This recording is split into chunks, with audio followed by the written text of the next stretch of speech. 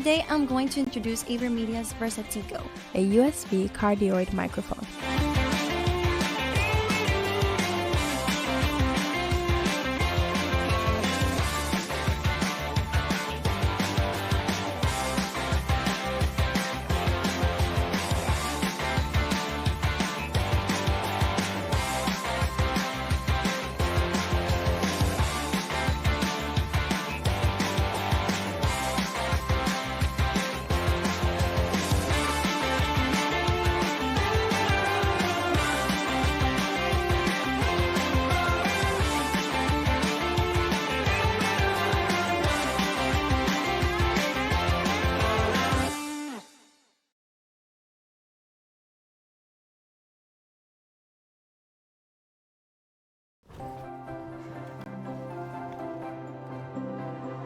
Go! Yes! Hey, Dad, I broke your record.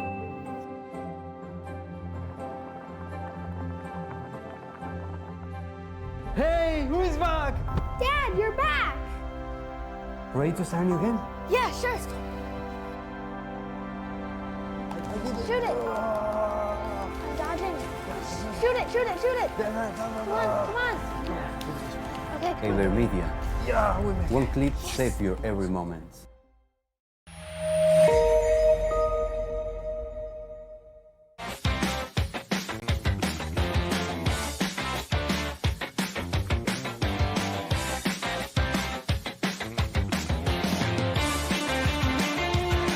Today I'm going to introduce AVerMedia's Versatico, a USB cardioid microphone.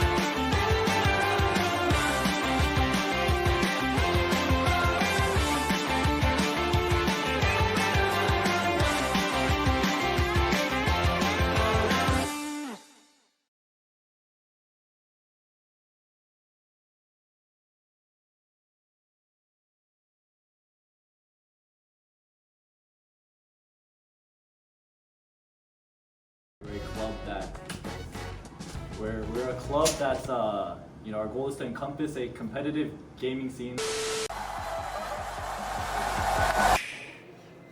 Bro, like, what are you doing? Like, we gotta get to class. Like, what are you doing? My bad. Yeah, come on. Stupid, bro.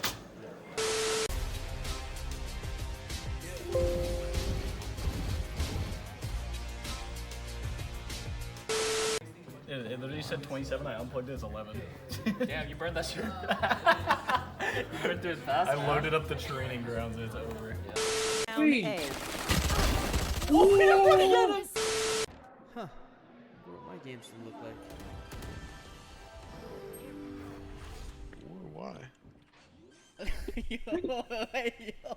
Card is still alive, but the Sheep card is ultimate going once again, and that is a triple kill for Sheep.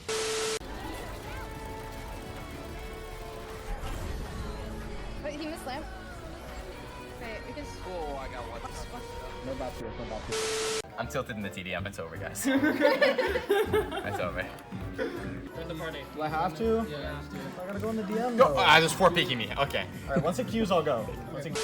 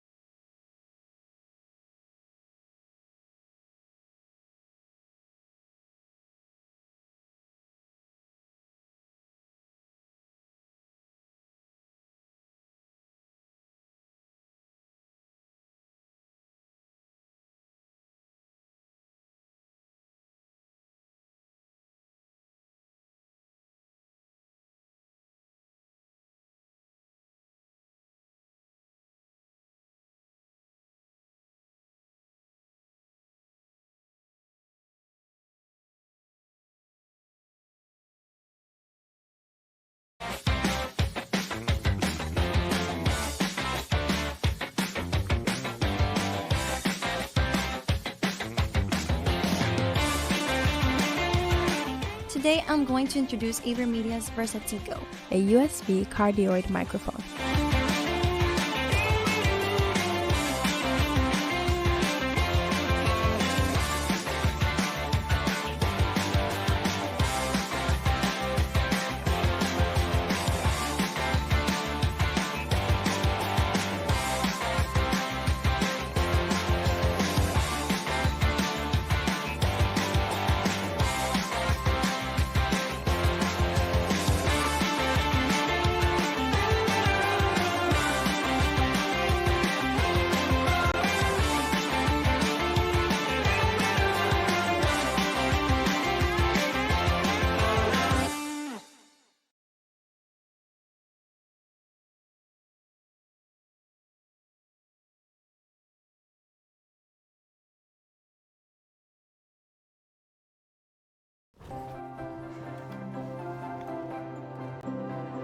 Go, go, go, go! Yes! Hey, Dad! I broke your record.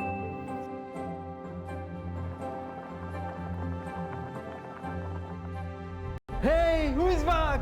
Dad, you're back! Ready to sign you again? Yeah, sure. Shoot it! I'm dodging. Shoot it, shoot it, shoot it! Come on, come on! Okay. AVerMedia. Yeah, one clip, save.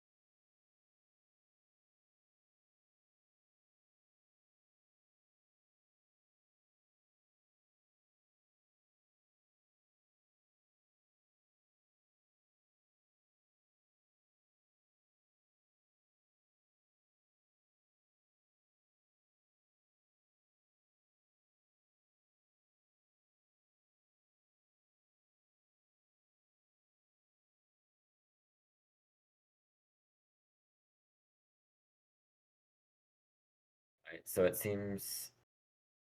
Oh, okay, we're at stage 4 5 already, starting off this stream. So most of these players' boards should be basically fully built already, otherwise they're gonna fall behind the tempo of the lobby. We've got a 7 fairy board, 8 portal. And there's a very real chance that someone could die before Raptors, but it would require 2 losses in a row here.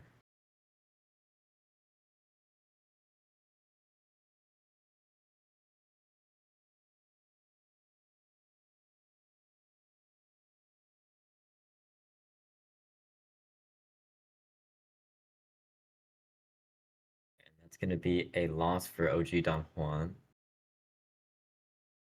It's a pretty big loss. The HP of this lobby is very interesting. There's one player who has not lost a single round yet. They're at 100% HP. And then the rest of the lobby, besides 1 or 2, is like pretty much all at exactly 2 lives. Yeah, the placements near the end of this lobby are gonna be very intense. Playing for like anywhere between 3rd and like 6th place. It's gonna be pretty close finish. Now we are yet to see anyone beat the 100 health players, so it is possible they could just win the whole thing, but we'll see. Coming to this fight here, it is 5 Witchcraft Karma versus the fairy. Oh, another fairy board, I see. And yeah, it does seem like just the value getting from Thieves Glove here is a little bit too much for fairy board to handle, especially with level 1 carries in front line. That's gonna be another round loss. Oh, and that is going to be our first death of the lobby. Unfortunate. do not remember which board that was as I've just started watching, but okay, there's a 7 mage board very close to Vigar 3 and Vex 3. That could win a whole lobby. Can we check out the first place board real quick?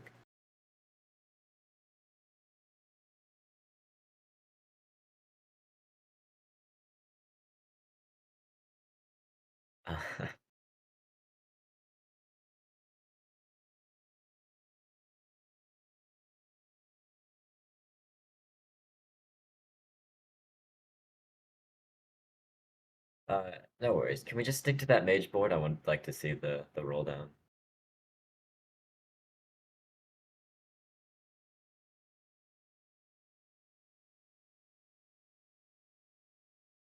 Okay, so they've hit Vex 3. Still 2 off Vigar. Okay, 1 off Vigar. Alright, they hit in time, I think. So now they're able to go 8 probably next round. And this board is very strong. This might be the first place board actually. Because from what I've seen, the actual board strength, highest cap is not that high for this lobby.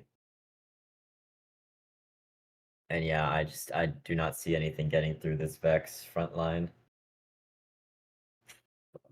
Pretty good items on it. I don't think anything's getting through that. And yeah, that's gonna be another kill here. Ziwe is dead. We'll see if anyone else died. With the HP of the lobby, this could be something besides the 7th. Ooh, didn't shake out. Okay, that is the 7th from Ziwe. I mean, 3 more players could be on the chopping block this round, and it does seem like the first place player has been losing ever since I mentioned the 100 health. That might be a caster curse. That might be my bad. But yeah, knowing these mage boards, once you hit those 3 stars, it's pretty hard to lose, especially when they've got 50 health stabilized. It is looking very good for this spot.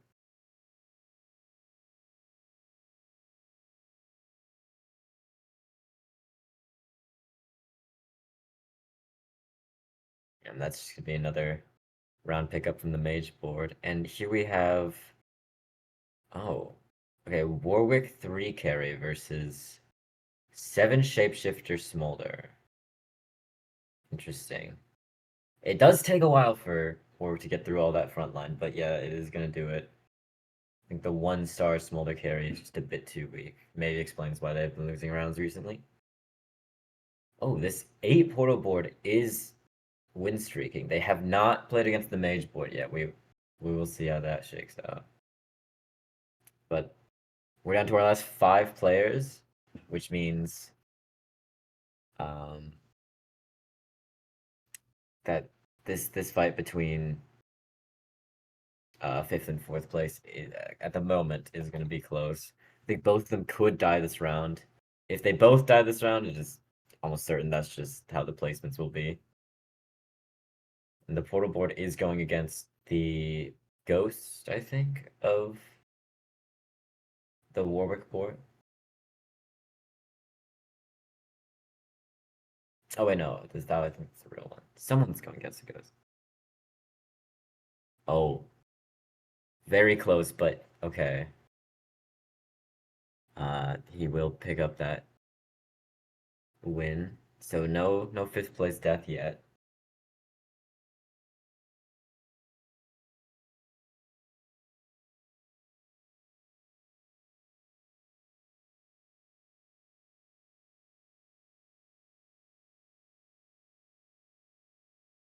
Witchcraft emblem pickup is huge. I believe that's 6 witchcraft. That could be a very large spike.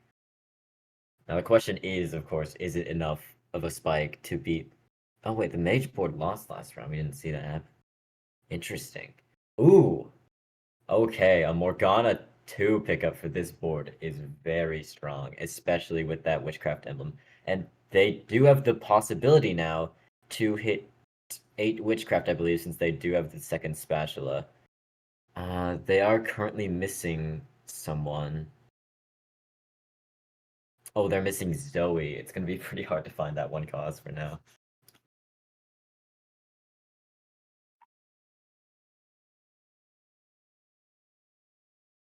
Alright, now we see the mage board going up against Warwick 3. Warwick does seem to be stuck on this Vex, and that Vigar is chunking through its team. Yeah, I don't think it's very close. Alright, that's another win for the mage board.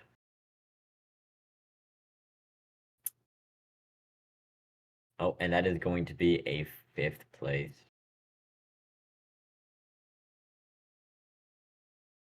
From the OG Donhua.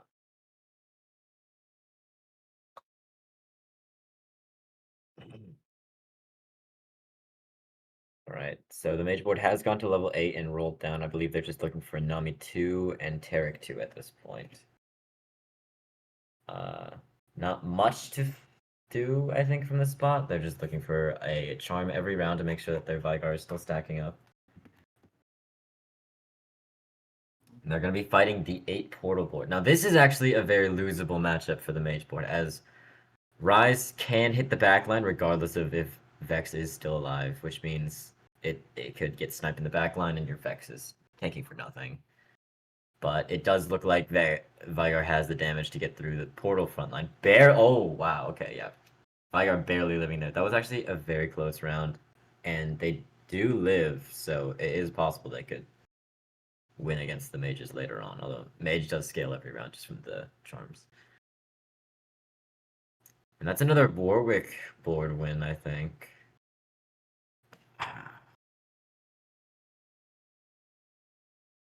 I'm not sure who is going to get this 4th place. Both of these players very low. I'm pretty sure someone is dying next round though. So I think it's just between matchups. Because yeah, I think anyone that fights this mage board is just absolutely dead, except the player currently at 24 health. I think if that matchup happens, oh, it does look like 3rd and 4th are going to be fighting. So this battle is for 4th place. There is a placement on the line with this fight right now.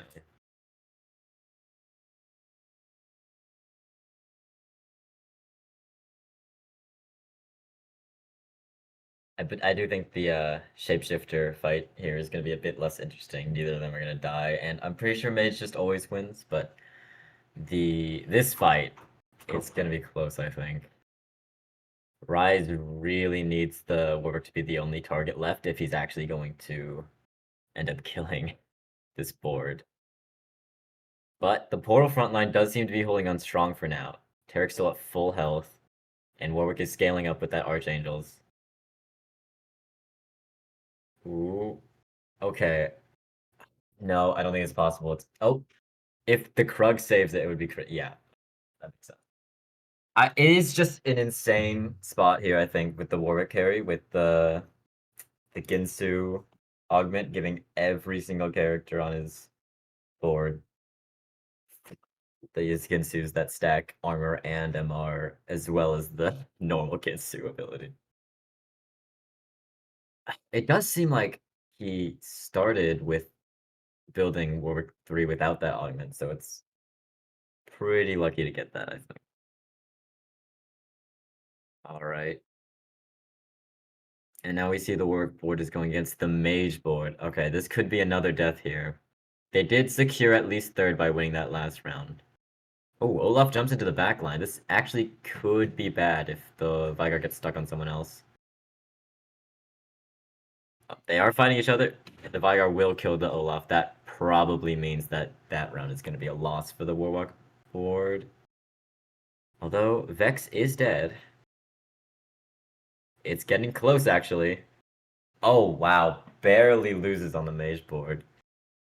Most likely just because that Olaf jumping into the backline was actually pretty impressive positioning. And actually, this Shapeshifter Smolder board has started to shape up. The pairs have been hit. Every single unit on this board is upgraded, and they do have a 2-star Smolder with Ginsu, which is pretty scary. They have won their last 2 rounds, and I can see why.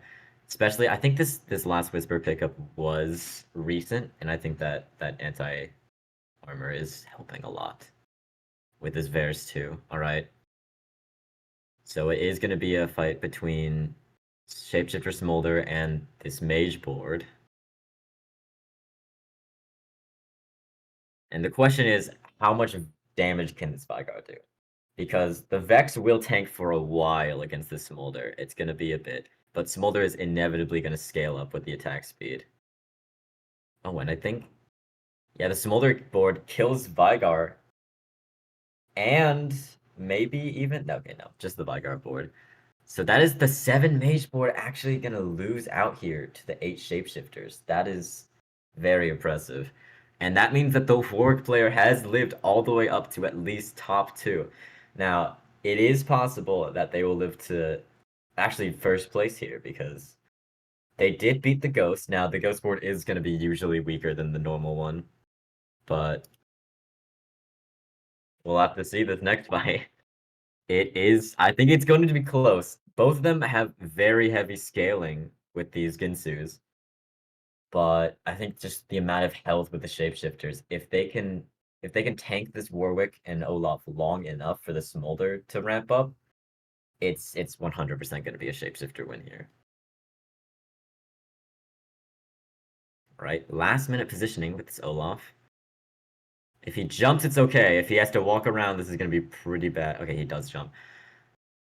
And okay, yeah, it does not seem like they are going to be getting onto the Smolder very soon. Although he is flying in the enemy territory currently. It could target onto him. But oh, this Nasus is just tanking the absolute hell out of this Warwick. And yeah, okay. Very impressive win from the Shapeshifter board. Their boards seem basically unkillable. I think once they hit those pairs at level 9, it was basically unlosable. I think the items from the Vex may have been a little bit off. I think that maybe like max cap there could have been removing that redemption, putting some sort of base MR or armor type of item on, and then putting the redemption on someone else, of course, still get that positive effect.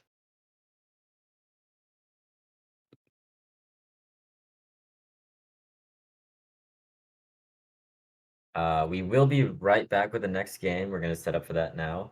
While we're here, shout out to AVerMedia for sponsoring our TFT tournament. They are prizing our first place winner with their GC 513 Live Gamer Portable 2 Plus capture card.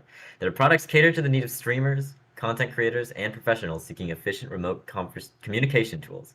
Do !AVerMedia in chat to learn more. We're a club that we're a club that's you know, our goal is to encompass a competitive gaming scene. Bro, like, what are you doing? Like, we gotta get to class. Like, what are you doing? My bad. Yeah, come on. Stupid, bro.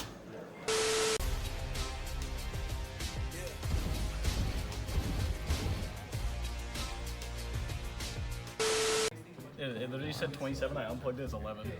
Damn, you burned that shit. You burned through it fast. I loaded up the training grounds. It's over. Huh. What my games should look like. Why? God is still alive, but the Sheep card is ultimate going once again, and that is a triple kill for Sheep.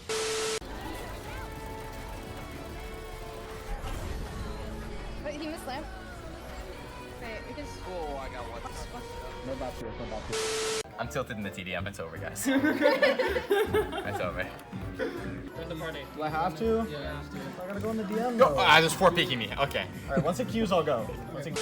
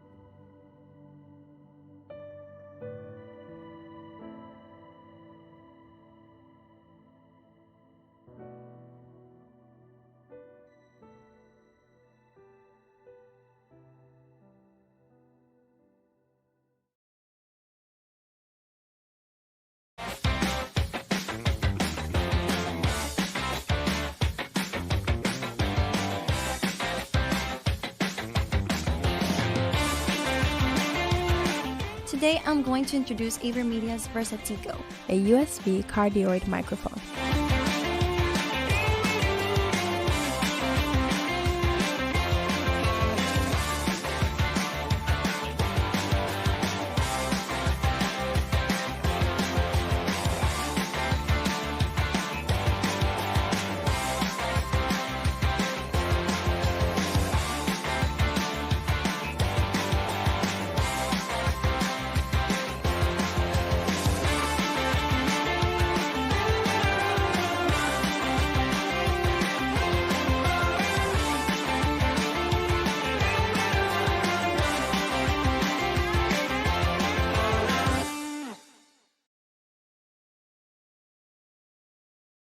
All right, we're back with the second game of this tournament.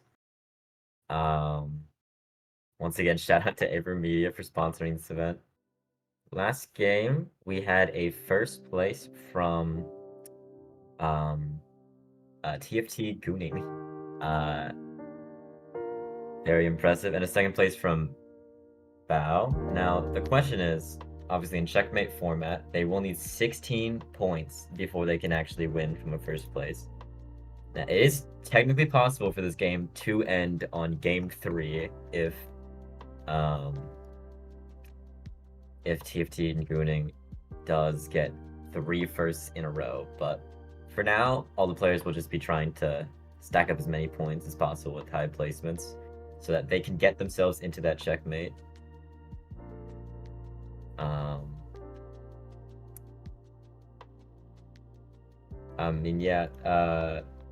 Shapeshifter board, very strong. I feel like I haven't seen that one win too much because it does require that Smolder 2 in order to actually cap out above most other boards. Yeah, very actually surprising that Mage board lost. I actually think they very much could have won against the Warwick board with better positioning. So it's unfortunate they died earlier, but I do not think they were ever beating that Shapeshifter board once they hit that Smolder 2. I don't think I saw what portal we're playing on for this round. Oh, it is gonna be... Wow. We're going to be playing Trainer Golems. That means every player will start out the game with a golem that has 3 emblems on it. Now, this board is... Sorry, this portal is very high cap. There's possibilities that players hit like 8 Witchcraft, 9 Frost, these type of things that just spike your board so hard it's almost impossible to lose unless someone else hits something similar. And it's going to be, first round augments is going to be Silver for now. We are currently watching the perspective of Bao. He's picking between, I believe, Component Buffet and Tiny Titans. He's hovering over Component Buffet. Rerolls for Golden Remover. Now, I think... Oh, okay. Tiny Titans to start the game. Interesting. Now, that does mean they're probably going to be trying to Lost Streak here, and... The issue with Tiny Titans' first augment, obviously, is going to be that with that much health early game, you are probably going to be last on every carousel. Now, it doesn't really matter as much when it's first round, because if you're trying to lose streak anyways, right, getting these item upgrades in the early game is not going to be as important, which is why it's not the worst. But if they're very specific comp, like Kalista does always need two Ginsus to perform optimally, and if you're this high health, even while you're lost streaking for gold, to hit that board, you might not always have the item economy to actually keep up with everyone else.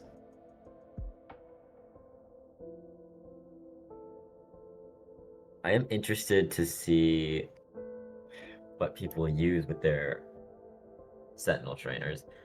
It's not usually optimal to try to hit every single emblem on these golems, because the combos usually don't work out like that. I mean, obviously sometimes you'll get 3 that just perfectly work out, but trying to focus on 1 or 2 of them to try to make the strongest possible board you can around that is most likely what these players are going to be doing. This definitely will be an interesting game. Trainer Golems is definitely one of my favorite portals to see, so Oh, Frankly, definitely. I always love to see kind of what crazy comps people will come up with. Now, it's even more fun to see, I think, when we're not playing in it and I don't immediately rage out about the emblems I get on the very first round of the game. Absolutely. It's always so annoying going into games like, you know what? I'm thinking of trying this comp. It sounds really, really fun, and then your golem pops up and it's... well, nothing I was looking for. Okay, both Tiny Titans players are going to be losing, like expected. So, for Ziwe, we have Sugarcraft Emblem, Multi-Strikers, and Hunter. In this spot, I would like to see them go Hunter. 6 Hunter is a very high cap board. Multicaster is pretty hard to get to, as you do need to get, Multi-Striker is hard to get to, as you do need to hit that Camille for the board to cap out. And Sugarcraft, actually, is not as good as most people would think if you go vertical Sugarcraft with these emblems, because a lot of the power that you're getting from Sugarcraft, of course, is that emblem on a carry that gives out stats, and it kind of wasted on the golem. So most of the stats are just going to be on your Gwen and Jinx, maybe, if you had a Jinx 3 carry. So it's a little bit of wasted value if you go for that. Absolutely, but it is a pretty lucky golem, all things considered, being able to get all of those benefits from even just first-tier Sugarcraft with only one extra champ in there. So it'll be interesting to see how he does it. Yeah, a Vanguard, Crest, Shapeshifter, and Scholar for that one. That can be very strong. 6 Scholar with basically any front line is a very strong comp, so if they get to that, it'd be nice.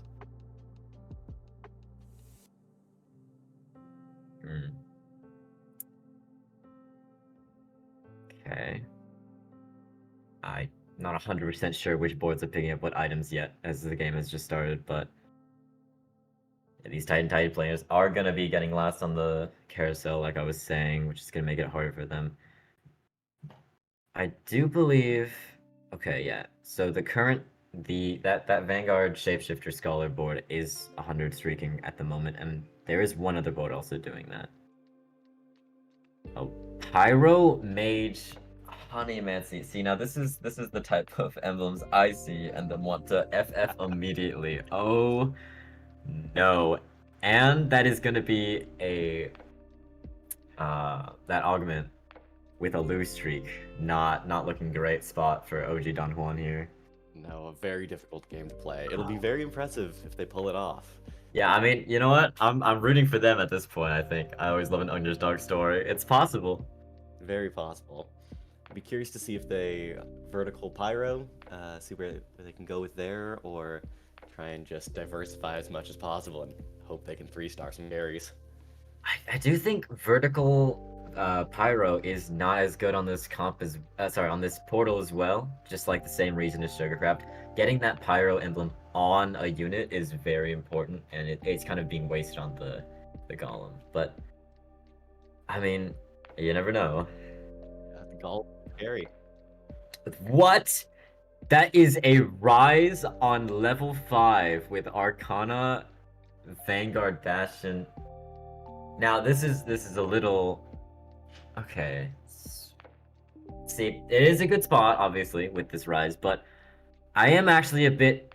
I don't like this spot too much. They've gone win-loss, win-loss, and after hitting that rise, it is almost certain that they're going to get another win, which means the streak is... Oh, actually, well, this is our current 100 streaker. They could lose this, because I think it's just... I think 2-item Poppy 2 has been carrying this board at the moment. Eldritch Warrior Vanguard is an interesting emblem setup. I think based on their items, they're going to be going either Warrior or Eldritch, but it's hard to tell for sure. Alright, we'll find out our answer. Will this rise carry him through? I think it would need one more cast, and I think... Can't quite get it. Honestly, if Smolar doesn't cast there, it's possible, because Twitch damage is so low. But yeah, that is going to be another loss. And that's 2 players in this game at the moment have streaked 5 rounds in the first 5 games in the 5 rounds in a row. Start of our game. A lot of economy made for them. This will definitely be an interesting endgame. Yeah, I think last game, we had TFT Gooning also 5 streak, and then end up actually like 16 streaking. They were 100 health at 4-5 actually. Man, I think that was actually I missed that. really That would have been important. so entertaining. Yeah, it was a pretty entertaining end of that lobby. Yeah, there was a 7 mage board, 8 shapeshifter, very strong high caps, and actually there was a there was a triple Ginsu Warwick with that Ginsu augment. That's which got second nasty. place. He had the prismatic. Yeah, he had the prismatic. Oh, yuck. Love to have it, hate to see it. Oh, absolutely. Specifically in that comp, I think very much of the time getting that augment is maybe the worst thing you can possibly see on a prismatic lobby. Okay. So this is a Spoils of War start into, I think, a pretty heavy loss streak being at 82 health, which is not what you want to see. They are at 50 gold, but I mean, so is the 100 streaker. Yeah, these two boards seem extremely dominant. It does not seem like anyone's really that close, except for that Rise on level 5, which still ended up losing anyways. I will say, of all of these boards, even disregarding this win streaks and stuff, I think my favorite emblem set that I've seen so far is that Vanguard Vanguard Bastion Scholar. The cap for that board could be so high, but we are certainly be nutty if they can pull that off. Yeah, absolutely. Such good emblems for not only creating a strong backline, but keeping that front line just beefy as hell. Yeah, especially since 6 Scholar does actually heal the front line, so having a lot of resistances with those other emblems is pretty big. This does seem like they're going Rise for sure with these item slams. 100 HP 5 streak with what I think is the best emblem set, perfect items, and infinite money. I would be surprised if they don't make top 2 this game. Easily. The only question now is who's going to be their contender. And well, this is the fight for who keeps their streak. Both of these players are at 6 win streak. Yeah, no, I think these item slams are just too good. I do like the item slams from TFT Gunner because there's the Poppy is very good at holding the melee items early game when there's not very many like actual characters that are meant to be carries at this stage of the game. And I think they are going for a Fiora with those items. But I think the Zoe having 3 perfect items like that is just too much to be early game.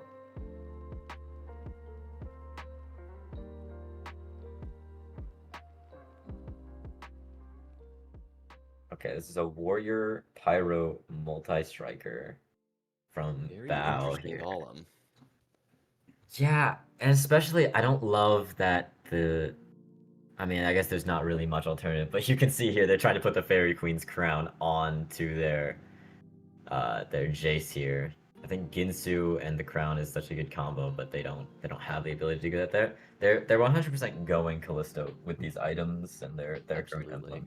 But I wonder if they are going 7 multi-striker here or trying to hit, I don't know, maybe another Pyro spat and go Pyro Callisto. I don't think that really makes that much sense. So it's probably a vertical multi-striker board, but most likely actually, we'll have to see how this carousel pans out. If we have any special items coming up, we'll see what people do, because if we've got spatulas or even frying pans, it's going to be a very emblem-heavy game. Oh, absolutely. I think most players would hate to see that here, as it absolutely just would confirm that some players with those high vertical cap boards would win. But it is just going to be a normal lobby here. Bo picked up on a Fiora, that's pretty big. I do remember there was an Arcana spat player. If they get this Tom Kenshin could be a huge spike, actually. Very curious to see if they go vertical Arcana. I haven't seen it go well in any of my games, and I'm not too familiar with the meta at the moment, but It is definitely Now- a very interesting augment. I'd love to see it Yeah. played here. Vertical Arcana is usually played with Varus, right, as a carry. But the reason it's so incredibly good in specifically this portal is because the emblem for Arcana gives you extra damage, like straight damage scaling, based on how many emblems you have on your board, right? And just by having the Arcana spat on this golem, you already have 3, right? And if you start going a vertical of another comp, get more spatulas, right? It could cap really high. I think they didn't really get to that point here because we've got 2 silver items in a row. So, sorry, silver augments. But yeah, that's Arcana emblem is just so good to see on these type of trainer golem boards. It makes the game very entertaining. I mean, there is just such a nice variety of emblems set out on these golems. We've definitely got some strong contenders, but it's not like a lot of these other comps can't pull out a win. Wow, that is a level 6 Fiora with Bloodthirster and Titans. I don't 100% remember what these emblems were for it. Oh, it's Sugarcraft. So they might be playing for Vertical Sugarcraft with Fiora and Gwen here. Interesting. I do notice almost every golem has Vanguard spatula here. There's like I think 3 that don't, but I think the Vanguard units might be a bit contested this game. Very contested. It's unlikely we'll see many 3 stars. I'm sure someone will go for a pretty niche one just to get that extra beef on their team, but it'll be interesting to see how the front lines pan out. I mean, that is rough, right? Because with these Vanguard front lines, just getting that Mordekaiser 3 can spike you like a full placement. And it's Really, usually really what you're can. going for. I think they're just gonna have to play for Tom Kench 2 most of the time in these spots. Definitely. Yeah, So it'll be a matter of who gets leveled first and kind of rolls down for that Tom, because it's not like Tom 2 is anything to scoff at.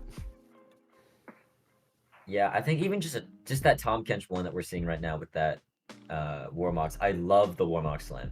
Getting that Tom Kench just to live long enough to cast once can just swing an entire fight by itself, and stalling for so much time for this rise in the back line. Absolutely. It's just an amazing amount of health from that shield, plus an area CC. It's hard to pass up. I think this person is going to be going 6 Vanguard or 4 Vanguard with Rise, which is interesting because based on the other augments, with the other emblems and setups, I think there's going to be a lot of Rise players this game, or at least 2, maybe 3. No one seems to be leveling to 8 right now for level 4-1, but I'm sure that most people are going to level to 8 next turn, go for the roll downs. A lot of 4-cost carry comps here, which means if everyone's rolling down at level 8, it might just come down to who hits at the end of the day. We'll have to see. I think I would like to see the roll down from that Rise board, because I think their level 8 roll down is the most important. I think just hitting Rise 2 basically secures them the entire game, I think.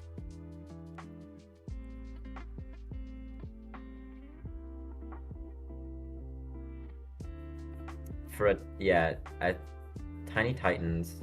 Oh, Here we go. Prismatic for a final. This will shake everything up.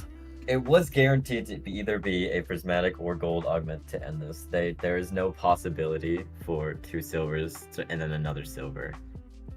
Oh my god, that is another Scholar spat for that Scholar Vanguard board. Holy moly. Lord. A lot of combat augments have been picked up, like Final Ascension here. But I think in this type of lobby, these emblem augments, like the Scholar emblem, is just the most power you can get. Hitting those breakpoints like 6 Scholar can just win you the entire lobby, I think.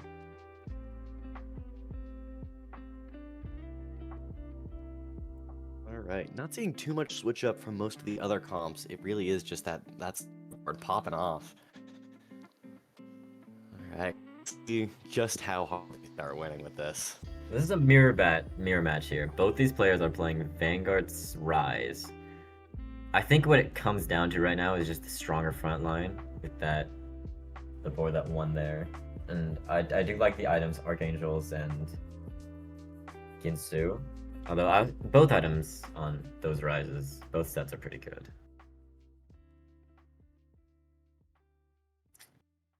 No level yet from this Callista board. They're going multi-striker. And if I'm not mistaken, I'm pretty sure we saw them pick up a Camille earlier on. Oh, really? I know I saw a Camille in someone's shop. I don't know if we was lucky enough to be the multi-strikers or not, but we'll see. Oh, wow, this board is looking very strong. That is a Taric 2, Rise 2 with 6 Scholar and almost about to be 6 Portal. I think they're probably just going to drop one of their extra Vanguards, like the Mordekaiser, and just go 6 Portal here. Although they could drop more Portal characters. I don't think they will, though, because just this, the Nora so strong right now with this Portal emblem. Yeah, they did, like, 4k, 3k damage that round. A lot. There's another 7 mage board. Oh, that's probably what the Pyro Mage Omnimancer person was. Interesting. No spatulas again for this lobby, for this carousel. Not lucky enough. We'll see if the chickens provide us with any extra spice this game, but we may just be coasting it out with the emblems we have.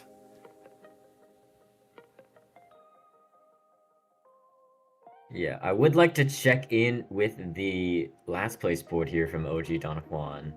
29 health, tied with someone else in HP, but 29 health on a mage reroll board is looking pretty bleak. Although I cannot blame them with their emblems from Trainer Golem. Very rough set. Yeah. This board is looking not great. So you see these Vex items? The front line is most likely just going to die out very quickly. Yeah, just simply not enough beef up there. It's unfortunate that the carries can't be protected long enough, but I mean, it does look like they are going to be winning this round. The 3-item Vigar is very strong if the enemy doesn't have enough damage, and the board is currently fighting. This Sugar Crab board doesn't have any startup carries. It's just a bunch of 1-stars. They do have a lot of money, though. It could be that they're saving it for another roll down, which is strange. Most likely. So definitely a lucky break for that mage comp, getting a free round. Yeah, they are see if they get lucky enough in this monster round coming up after the PvP. Maybe that Vex will start carrying them a little harder. Maybe not. We'll have to see. Yeah, they need a chain vest here. Otherwise, I think it's just doomed. There's one more round before we get to creeps, though, and I think one player is in danger of dying, actually. But I can tell you, these Rise boards are not in danger of dying. Chugging along. Just nothing like them. Ballista 5 multi-striker with the double Ginsu. It's not weak by any means. I will say, rather than going vertical fairy or vertical multi-striker, just going a little bit of each, not too strong of a cap. I think I would have liked to see them actually play more into fairy this game, because with that double Ginsu, you actually don't care about multi-cat striker as much as you usually do with Callista. Like if you were going 7 multi-striker, you would prefer to have other items anyways. So getting that second fairy item with 5 fairy, maybe even dropping the 5 multi-striker would probably swing them.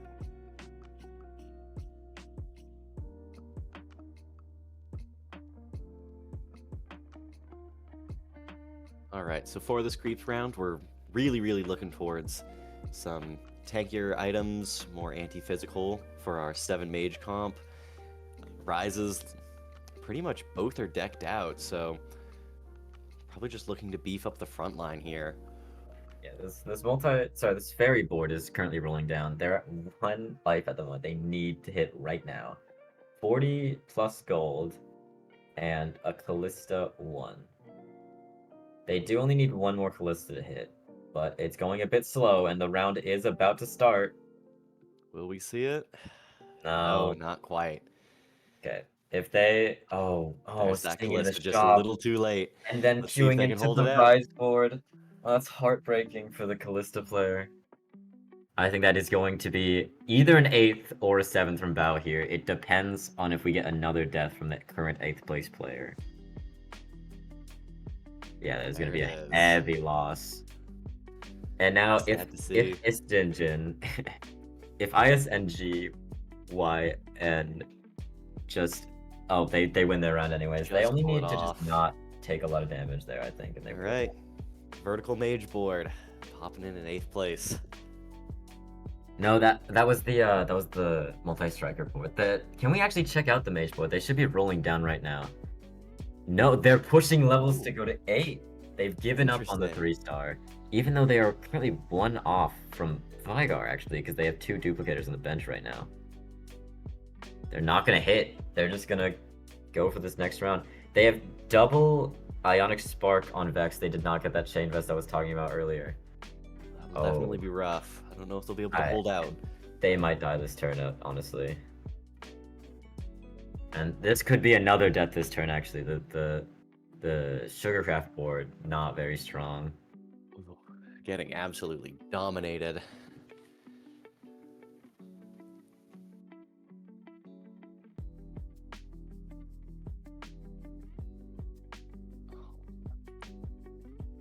Surviving on just 1 health, we're only seeing 1 loss this time.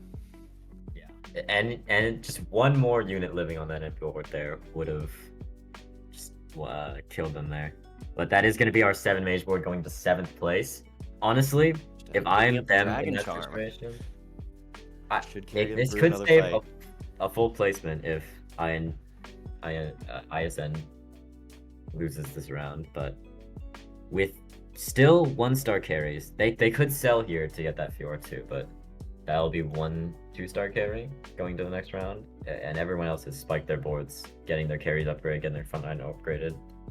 Some are even like pushing to level 9 here, so it's very possible they just die regardless of the Dragon Charm. Callista 1 going into another Rise board with Tarek 2. It is actually getting through the front line pretty strong, but this Rise cast might, that Rise cast just decimates, especially with that stacked Archangels. And that is going to be ISN dead. And the Dragon diff, that is a full placement save from Ziwei there with that charm. Amazing to see, what crazy luck. Another Sugarcraft emblem. If they ever remove it, they could put this on their Fiora. Could be huge. Doesn't seem like they're going to go for it though. Oh, wait, I might be speaking a bit too soon. And that's the karma from them. A Rise board, actually, I think, taking that Sugarcraft emblem. Interesting. Oh, it's with Pandora's Bench. They're going to try to re-roll it into another Portal emblem, I believe. Oh, that could be huge. Interesting. And I do think they might have time for it based on their HP. But this late into the game is an interesting move to take. Basically, what's a dead item.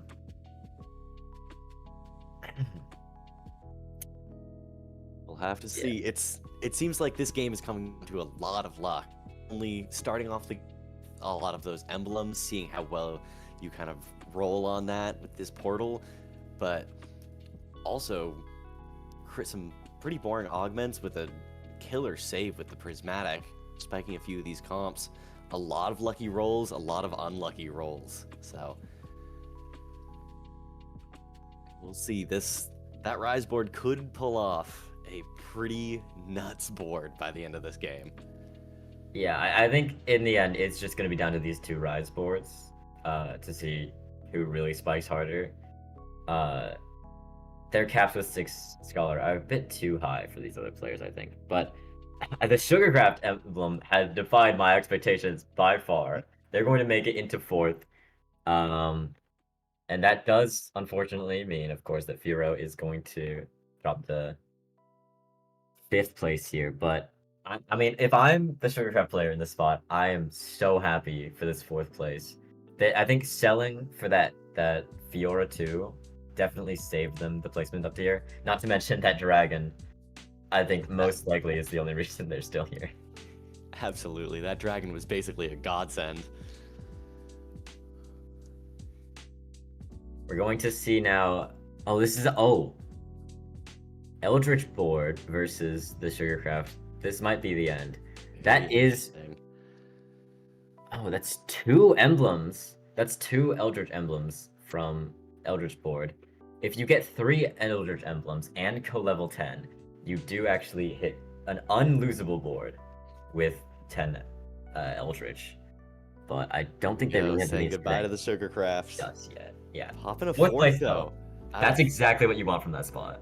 Absolutely, a very, very impressive performance with really shitty roll on that golem. Oh, okay. So they've rerolled this into a warrior emblem. Yeah, I think I don't love the idea of taking that Sugarcraft emblem on the carousel. You can see here it's just been a dead item on their bench, and they're bleeding out every round to 9 HP. We'll have to see. This will be pretty much the final roll. If it pulls off, oh, a mage emblem. They're going to go 9. Mage emblem could be useful if they hit a Nora here. Maybe pulling that Nami in. Getting him. I do think they're just going for 8 portal here. I think anything else and they're just too weak. Yeah, no, they don't have the economy to hit it. I do think this is going to be a 3rd place here from Kyle. But this other Rise board still looking just as strong as it always been. Popping a Xerath out on the board. Oh, I love this play. This could giving be up it, on especially with the damage amp. Yeah, giving up on 8 portal and just going for Arcana instead when you realize this is most likely your last round. Like, is your only hope of saving a placement, and hoping that other Rise board is just strong enough to just do infinite damage to the Eldritch board. Xerath pops, but it's not enough to deal with that. That is going to be a death for Kyle, and now it is just between the Eldritch board and the Rise board, and the Eldritch board actually just won a round against the Rise board. Now the Rise board does have 50 gold, still upgrades left to find with this Melio 2. I think this late in the game, it's a bit interesting to stay on 6 portal. 6 portal is not a very large difference in power to 3 portal, actually. Usually you'd want to either hit that 8 portal or go for a more frontline focused thing. Because, like, for example, this Ezreal just on the backline is doing absolutely nothing. Except being a trait bot, and I don't know. We will get to see what is happening with this board right now, this fight. Eldritch won last time. I think maybe they just got to the back. No, it's the front line. The front line for the Rise board is too weak. They're getting through too quick. Cannot stand up to that Volibear. That is a behemoth. Yeah, I think this might be 2 first places in a row from TFT and Gooning, which means there is a possibility if he wins this round for it to be a 3-game tournament with back-to-back firsts, which would be insane. I thought for sure there was no way this Rise board was going to lose, but I think they've made a few mistakes with this late game capped board. It does seem like it, but the front line is so weak, and they're basically hinging their entire game on trying to hit one of these 4 costs 3 stars. Now, it is not being contested, of course, by TFT and Gooning. They're not holding any Rises or Terrics, so it's possible. It certainly is. It will be interesting to see that, because that 4-cost 3-star could really save pretty much the entire thing. Beefing up that front line with the Taric, or praying to God that Rise 3 does enough damage to shred through Eldritch before it gets back to him. But this carousel may decide it if we see any of the champs out there, but no, it does not look like it. There's a spatula if you would like to go. Yeah, that'd be useless. I'll stop. Okay, that's another Ginsu's picked up the Scholar board. Probably just going to go on their Bard, but that's not a very strong pickup. Right now, their really only issue is that their front line is dying much too quickly, and getting more backline ramp is not going to be helpful at all towards that goal. No. Ramp is useless if it doesn't have a chance to ramp, so... Now, honestly, this could be it.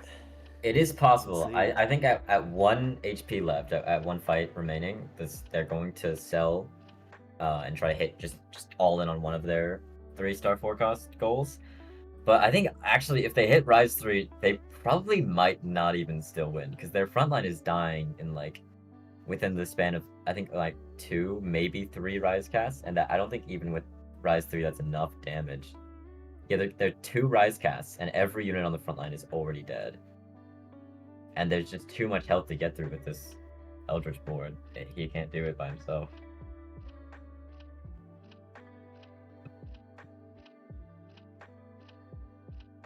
Yeah, okay. Well, we're at 2 lives at least, right? So they have another 2 rounds to try to hit. They're going to make it to the creep round guaranteed, right? And fighting against this Rift Herald gives you a lot of gold and a lot of time, which means that it is very possible for them to try to hit this Taric 3 or Rise 3.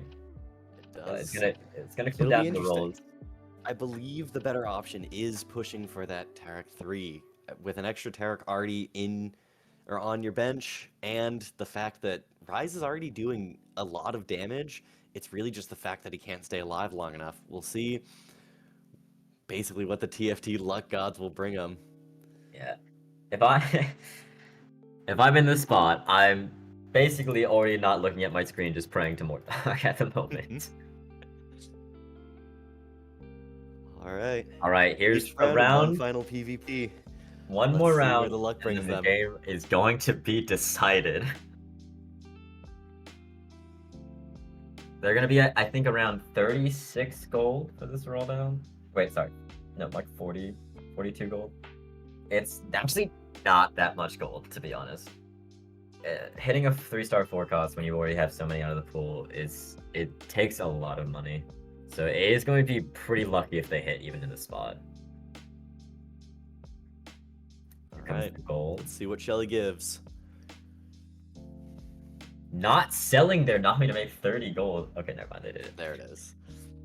Definitely debating whether or not to hold that Nami. I would have preferred them to take a... I would prefer them to take a Charmier. They're losing shop slots. It's showing up every 2 round rolls. Nothing so far. They still have a few cells left. Oh, gain shop rerolls for health. Ooh, perfect. huge. That's a Taric. Ding the Taric. They have 6 seconds. Can they do it? Just sell. Just sell. You have to hit Taric right now. No. Oh, that is going to be another Just not first place enough. from TFT. I don't think the item will save him. Potato seems to be going down. You know what? Jeweled Gauntlet, not the worst item in this spot. Useless. That is, yeah, they're gonna go down. And the rolls afterwards, they were not hitting Taric anyway, unfortunately. Unfortunate. Seeing that Eldritch snag a win. It is actually very impressive for an Eldritch board to win a full lobby without ever hitting the 10 Eldritch. I think just getting once they tempoed the early game so hard with that augment, they were able to get to that Briar 2. Briar 2 is just such a strong unit, especially when it's fully itemized. It can carry a void just by itself. Really is. Really well played by that Eldritch player. Yeah, and really well played enough actually to get them another 8 points, which means they are in checkmate right now. They have 16 points, which means if they get one more first place, they will have won the entire tournament. This will be probably the quickest tournament of League of Legends or Teamfight Tactics I've probably ever seen. Yeah, we'll have to see. Definitely gonna keep an eye on them. I did not expect back-to-back firsts. There are a few other players though who are like in the realm of winning within like 4 or 5 games. Kyle the Goldfish has placed 3rd twice in a row, which means that they are currently at 12 total points. Which means they only need a 5th place to put themselves in check, right? So it's pretty reasonable to expect him to make it. As long as TFT Gooning obviously doesn't get their first place this round, I think everyone in the lobby is currently rooting for them to not get that win. Yeah. We'd love to see more gameplay out here, but if TFT Gooning, I guess Gooning is the strat. If they can pull off another first place, 3 in a row would be just incredible. I mean, yeah, me personally, I am definitely rooting against them. I would like to see at least a few more games here, maybe 1 or 2. But yeah, it's a very strong start, and we'll see if they can keep it up. But even a second place, from now on, all they care about is getting first, right? They should not be playing for a 4th place just to get more placements. All they need is to win a lobby, whether it's this lobby, the next one, whatever. It will be interesting to see if any of the other players are starting to look for kind of plays against TFT Gooning. We'll see if they start maybe even teaming up to try and prevent that checkmate from going through and winning the whole thing. Yeah, most of the time when you see actual esports tournaments, the players will straight up just grief the board, right? And try, because it is the actual optimal play here. If you're one of the players like Kyle, right, who is pretty well guaranteed to get into check next game, what they'd be more like focused on, right, is making sure that they get to next game. So they need to make sure that specifically TFT Gooning does not get a first right now. Exactly. So we'll see a lot. Hopefully, we'll be seeing a lot of kind of interplaying between the players. A lot more holding of champions, checking out each other's comps, and we'll have to see if the TFT gods bring TFT and Gooning. If it is just one of those games where someone is just favored super heavily. Yeah, I would like to point out a strong comeback actually is coming out here from Potato Enjoyer. They went 8th last game, and they've gone up to a 2nd place with this next game. I mean, I think a lot of it is owed, right, to that Scholar Golem. That Golem is pretty atrociously strong. As both of those Rise boards, I think, pretty guaranteed top 4 with the emblems that they got. But unfortunately, they were not able to beat out TFT and Gooning, and he is in check now. A lot of the players that were doing well last time, like Bao got a 2nd place, going straight into an 8th. So while they were in a pretty good spot to get check in 3 games, they would have to get a 1st place to get there now. Most of the other players, pretty milling scores throughout, which is pretty good, honestly, in this type of tournament. Just racking up those points slowly. You want to make sure that you get to 16 ASAP, right? And then once you're there, that's when you need to get your first. Obviously, first help right now, of course, to get more points. But technically, the tournament isn't over, so someone gets first and they're in check. So you got time, maybe. Absolutely.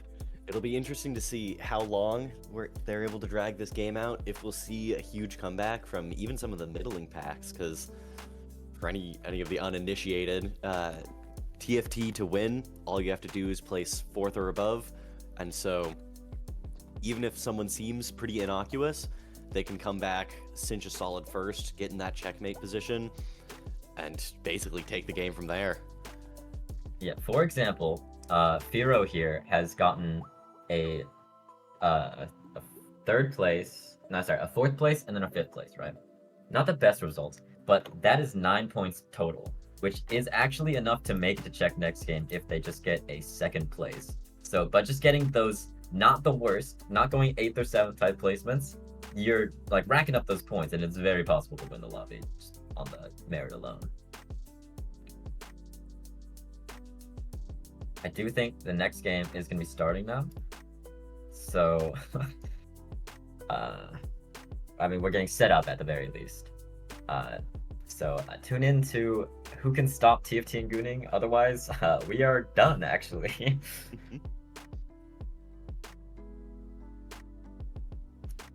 Yeah, I think I'm just going to be yapping a bit more while we're waiting for them to get set up. While we're here and nothing is happening, another shout out, AVerMedia, sponsoring our TFT tournament. First place is getting prized again with their GC513 Live Gamer Portable 2 Plus capture card. Thanks again to AVerMedia for sponsoring us. Exclamation mark AVerMedia in chat to learn more. I'm sure everyone in there is in the market.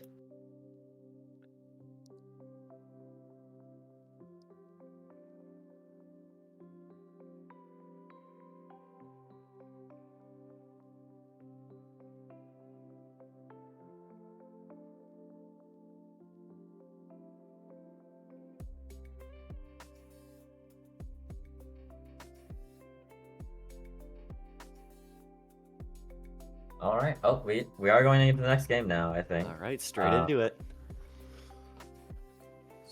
So whenever that comes on, we can start.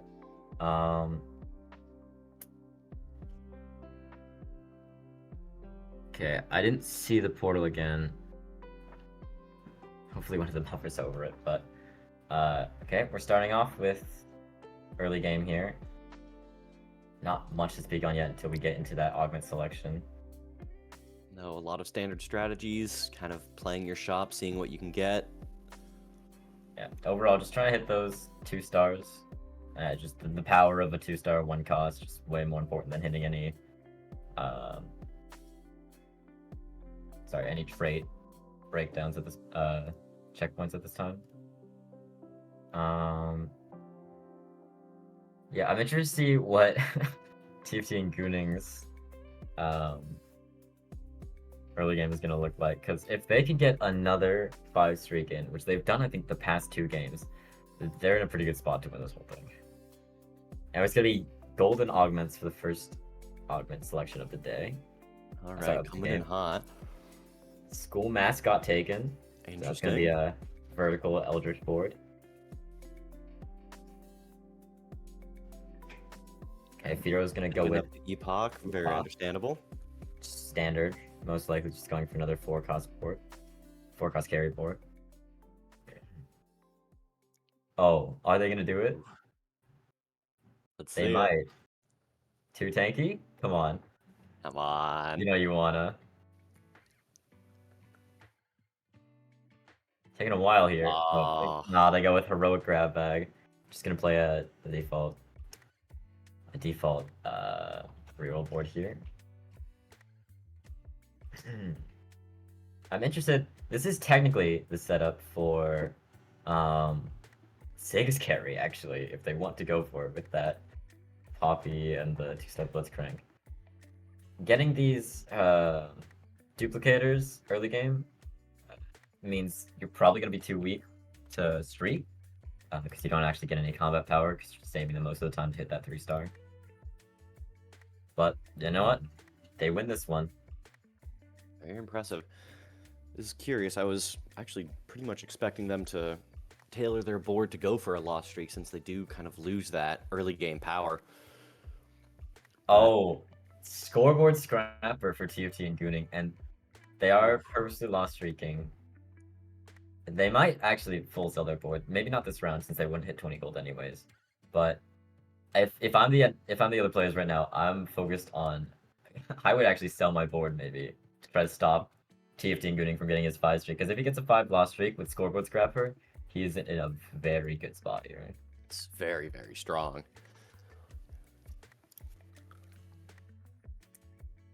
Going into Scholar Emblem start. Yeah, it's going to be another loss, so he's going to pick up more towards the streak. And actually, this Jace 2 is such a big deal, because every time it kills a unit, that's HP saved for the lost streak. And just having a unit like that with a lot of single target burst damage, just really good for saving HP. Hopefully, not too much HP. Very smart wins. plays. Bad. Okay. Star up here for Potato Enjoyer. And we're back on the school mascot board. They're just now hitting their mascot. Okay. Yeah, that explains why they have been lost streaking. School mascot without actually hitting Eldritch 3, just a dead augment. Makes sense. Yeah, this is the Epoch board. I believe this is a multi-strikers setup from them. They might be going for a Callista, I think, based off their augments. It'd be interesting for them to try to go a reroll line with Epoch, but I mean, who knows?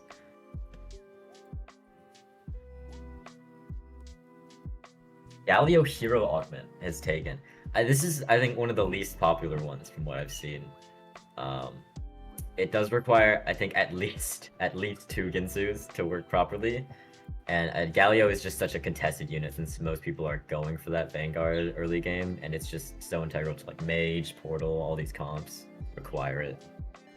They're definitely a broad unit, so it'll be interesting to see if they roll down early, try and go for that 3-star Galio.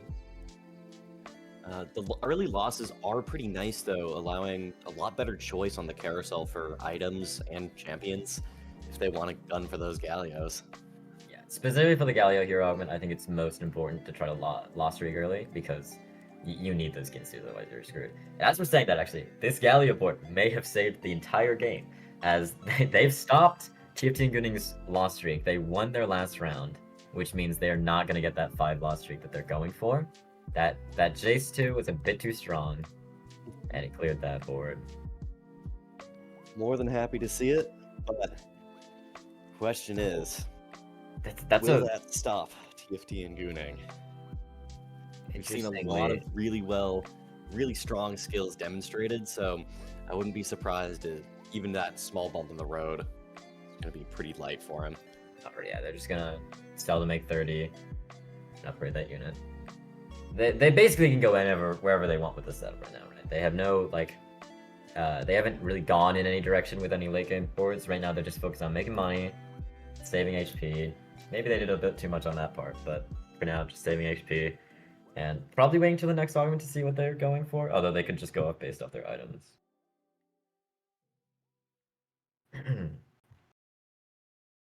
Alright, so they are going to lose this round, okay, which is most likely what they want with Scoreboard Scrapper. They're actually, if they won this round, they were in danger of not being in the bottom 4 anymore. But that is going to keep them down there, so they're going to keep stacking up that damage for now. There is, okay, so currently only our Epoch board from Firo is possible 5 win streak, but I do think the Galio board is still in line for a 5 loss.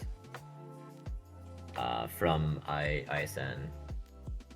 Alright, yeah, and the Epoch board gonna hit 2 training dummies for their very lucky on that charm. I think they're basically guaranteed this 5 streak. Pretty much. I don't 100% know all their matchups though, so I mean it's possible. They're probably gonna also sell the 20 here. I don't know what they're gonna sell though, because most of this is pretty important. Maybe just get rid of your Hecarim pair and your start leading towards Portal, but yeah, they're gonna pick up this round. That's a 5 win streak. Pretty easy too. And like we were saying, if Firo gets 2nd or 1st, they are going to be in check, which means they would be eligible to win in one more game. So he is on track right now to be another possible tourney winner. All a matter of beating out the rest of his opponents, but not only that, making sure TFT and Gooning does not get that 1st place. Just a reminder, folks, if TFT and Gooning wins this, that's the tournament. He's in checkmate right now with 16 points. It is absolutely possible for him to take this entire thing right now. Now, I will say, he does require a 1st. Anything else is not a win. And I don't really think his spot is that great right now. Obviously, he could get bailed out at any point in the game. But for trying to go for a loss streak, his gold is actually pretty low. I think he should be around like a high 40 or low 50 gold right now. He's been selling to make his breakpoints, but that still hasn't been too much since he's been trying to keep this Jace 2 up for saving HP. And he did win that round on round 1-3, which is most likely the reason why he's going to be so poor going into this. But he is staying under 4th place, which means Scoreboard Scrapper has not lost any value so far. So he is fully making use of that for now. And I'm interested when he's going to try to win streak, right? Because if he starts win streaking now, he's not going to have like any attack scaled up from Scoreboard Scrapper. Ideally, you'd probably at least want to wait till after Carousel with his current health. Just keep losing. Okay, this is gonna be the school mascot board has found 5 Eldritch, which is a huge spike. I don't think anyone's really gonna beat this board, and it's unfortunate Firo is going into him now, because the 5 win streak I would say is just toast. I mean, I might be bad at board evaluation, but I think this Malphite is just gonna absolutely demolish this board. Okay, the Caston is actually saving a lot of HP in the back line, so doing really good work. Oh, maybe not quite we're enough. experiencing a little bit of lag. That school mascot That's just me, actually. creams through on 5.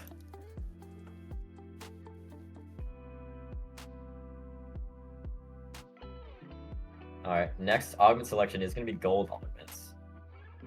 Slam and plus, not what you want to see. Considering Unified Resistance that bad right now, I think. This is going to be TFT and Gooning's board. I'm interested because... all that shimmers. Now, Could a lot be of Aug big. could play for late game and scaling, but if he takes a combat augment now, like not today, he's most likely going to be trying to streak more. Shapeshifter, we know that they like Shapeshifter. They got their first place with it, but they're going There to it go is, all that shimmers. This could be big. Oh, an immediate collector pickup. Collector onto Swain. Very interesting. Interesting. I think it makes a bit of sense because they are still in the market for a loss streak right now. They won their last round, which means they're actually in danger of losing their Scoreboard Scrapper value if they win this one. So putting it on some more useful units with Gold Collector might have... Oh no. Swain might be too good. It's gonna be another Looking for that area of effect to do the execute. Very win. smart. But I think the way with the lobby scrapper position is gonna be... Oh no, they've retained their 5th. I think one more win though, and they're gonna lose it. And that might be what they're going for though. If they just take a loss streak, the economic value from that might be enough to just justify starting to get that help from Scoreboard Scrapper instead of going for the damage. Definitely. Scholar board here. I think they are just gonna go for 6 Scholar like usual, but the early game with Portal 3 and these Zoe items are extremely good. It's a pretty good early game setup.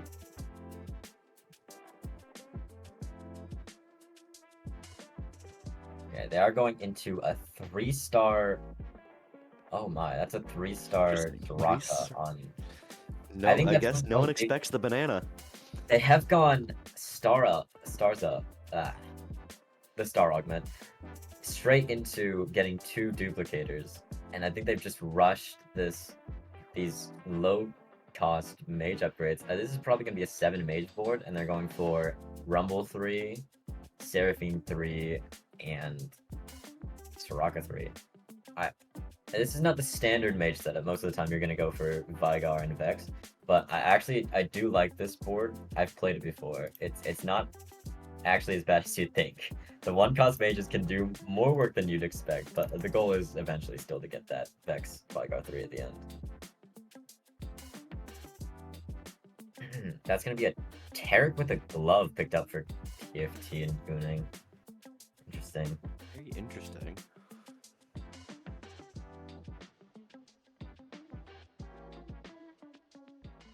Seeing these board switches really puts you inside the mind of a TFT player. Instant sell. I think they were just going for that econ, keeping the glove. It does pair well with Collector, obviously. I think if they're going for something like maybe a Varus carry, getting that Collector Definitely plus possible. like an eye edge would do a lot of damage. It's currently just on a smolder though, so not getting too much value. They did lose their last round, which means they are retaining their Scoreboard Scrapper value. Now the danger has actually shifted from before they were worried about winning, right? Because they lose their value. But at a certain point with Scoreboard Scrapper, you are possibly even struggling to get back to the top 4 to get that health value from it. And I think a lot of the boards we're seeing are spiking early, like with that 3-star Soraka board. Oh, I think they're actually 4th place now, so not gaining any scaling anymore from that. No, score scaling recovery. is over from I'm fine Scoreboard with that. Scrapper. Well, it's not permanent. They could still go back down with the way these lobbies have been going, but No, yeah, it's been I'm pretty varied, which is nice. I think this is, oh, that's another Rise before we even get to stage 4. Wow, Rise really Good likes the early lord. game from what we're seeing. Okay, yeah, this is another mage. Okay, so mage is contested here. Maybe that's why they went for the Soraka 3. Maybe they saw that the Vigo was contested and didn't want to try to go for that. Ochitan Juan is currently at 6 points, so it is impossible to get to a checkmate format here. Want to get as many points as possible, which is not a great time to be 8th, I can tell you that.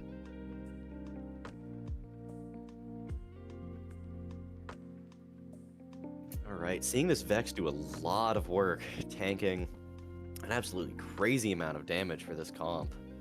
Huge shields. Yeah, I don't hate this position. I don't love it either, though. The health loss at this stage of the game with mages is just, I think, too much.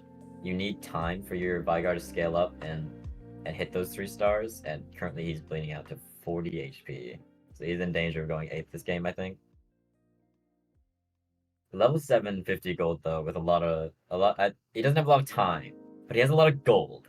So it is possible that he hits these 3 stars, especially with the 2 duplicators from his first augment. Definitely. And yeah, I mean, you might get some extra rolls from Epoch too. It's possible.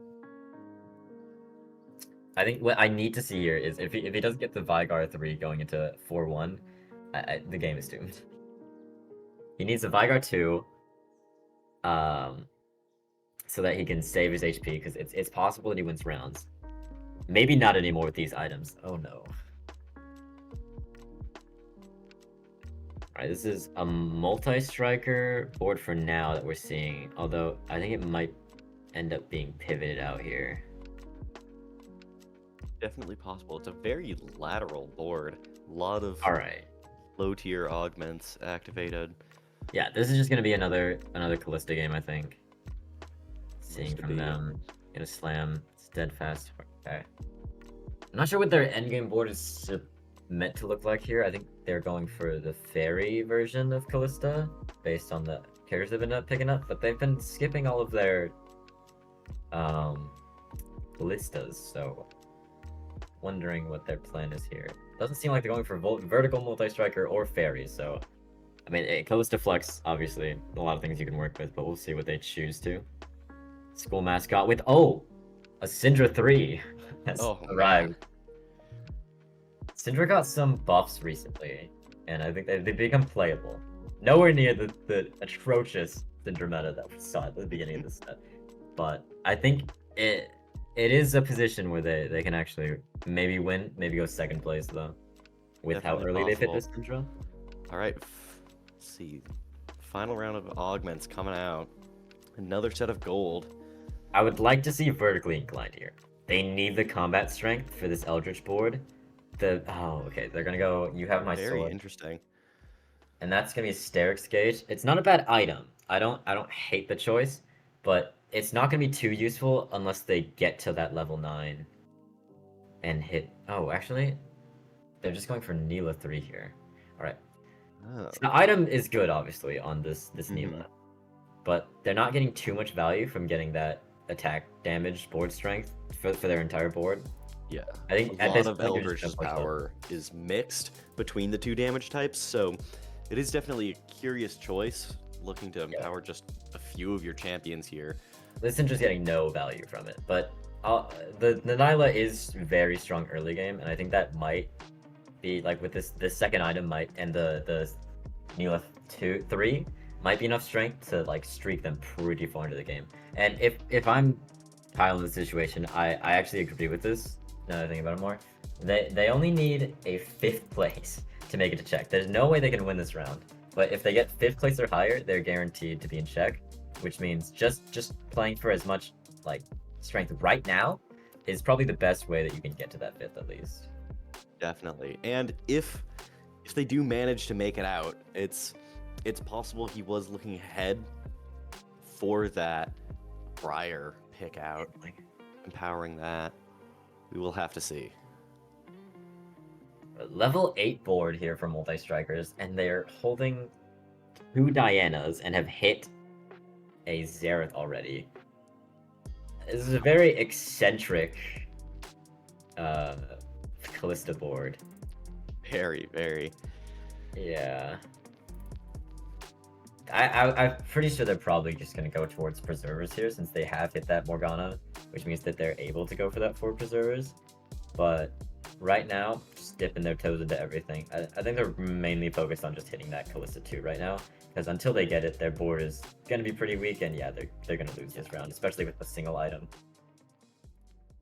Callista is doing work, doing some health mitigation, but it's just not quite enough, leaving 3 champs on the board.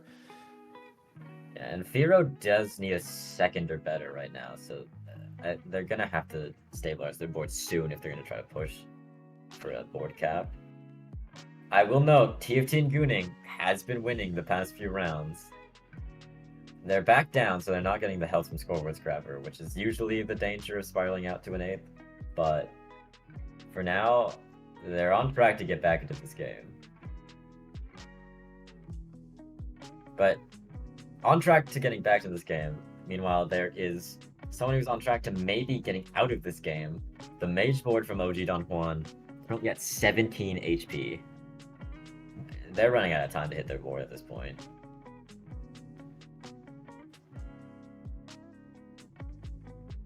If we could tune into the OG Don Juan's POV, actually, I'd like to see. Oh, okay. No.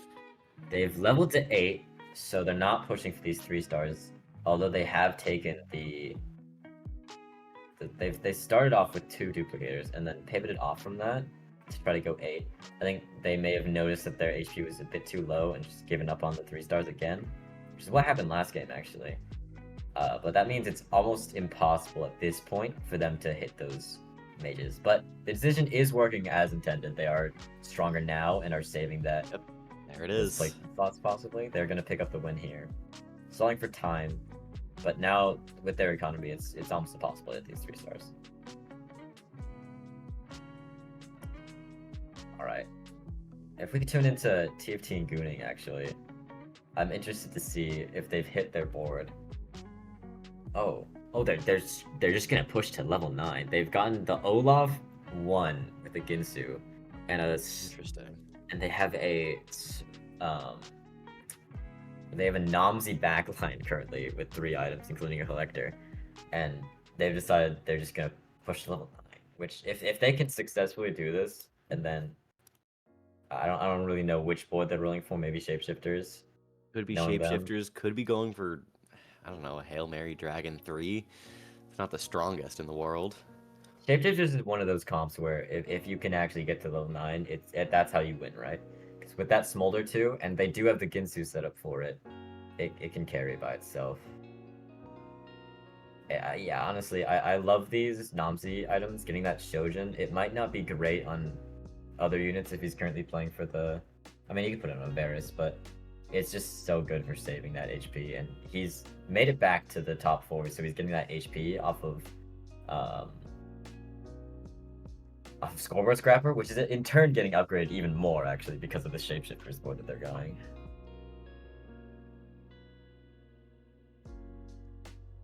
Okay, well, the school mascot board doing well for itself. The very well up to that 5 streak.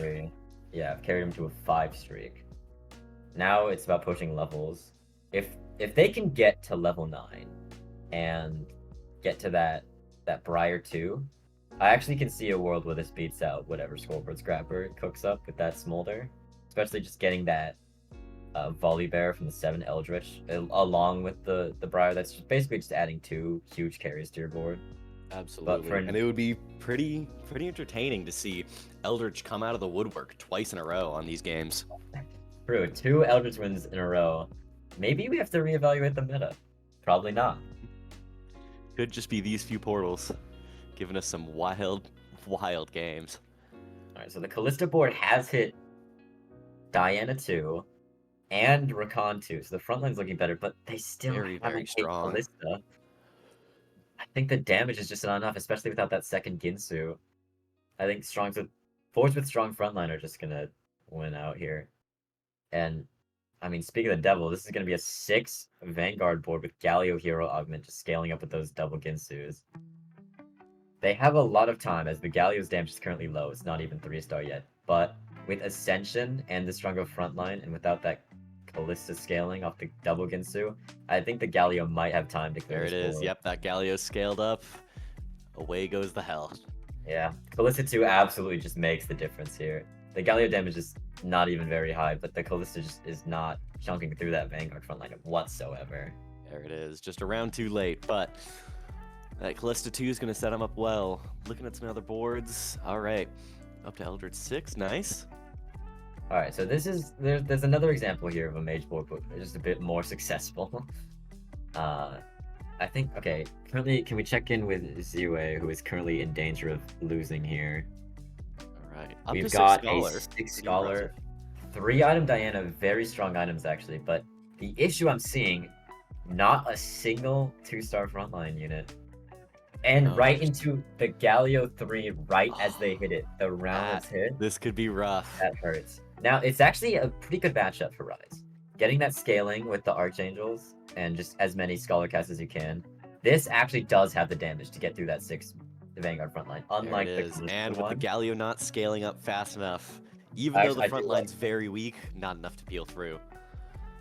Yeah, see, this is a very good matchup. I do think they need to hit that front line before they fight more burst-heavy comps. Because right now, their front line is going to get steamrolled if they run to something like that Eldritch comp.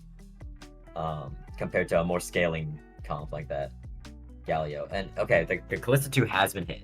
So this board is stabilized a lot more. Firo could... Oh, they leveled up to 6 immediately. Oh, popping Xerath 3 out there. Arcana. Wow. They're gonna go for the Xerath Arcana. Even okay, I think this is the right choice. Currently, with the amount of charms that have been bought, the Xerath Arcana is not gonna do too much for this board. Going into the Rise board, just beat another board. Both these players really need this victory. Otherwise, they're in danger or straight up are just going to lose.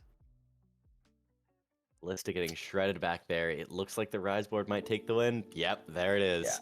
Yeah. This Rise board is actually very strong. The 6 Scholar damage is just insane. I think if they can stabilize with these frontline upgrades, the Scholar board actually has a pretty good chance of getting a very high placement.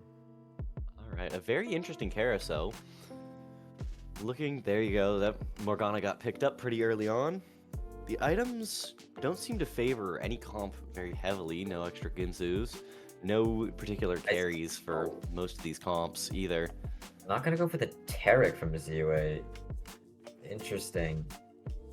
They have the same item too. That would have been a 2-star Taric with the same item.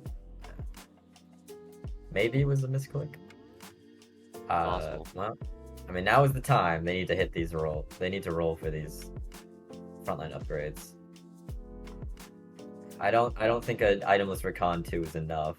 If they just stabilize right here and try to push levels, I think it's maybe over. Although there's not really any levels push. They did play for the Fast 9, which got them this Diana and Morgana.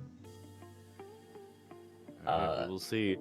Okay, I think this board is probably not dying though. If we can check in with Bao, I think this is a board. They've dropped down to 3 HP. Okay, Fear. Oh, okay, we're on TF. Wait. Okay, we're on the Firo versus Potato Enjoyer fight here. Wow. Okay, that Xerath just with the jeweled gauntlet did so much damage. That's gonna be another win for Firo, and that's gonna be another loss for TFT Enjoyer.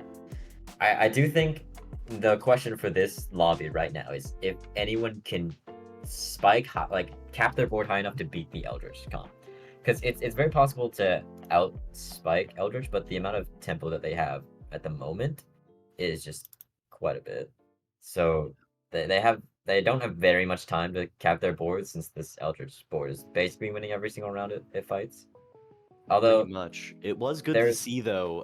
It looked like one of the players picked up one of those briars from the shop, so it will be harder while below 9 to pick up any of those 5 costs, particularly that briar in this Eldritch comp.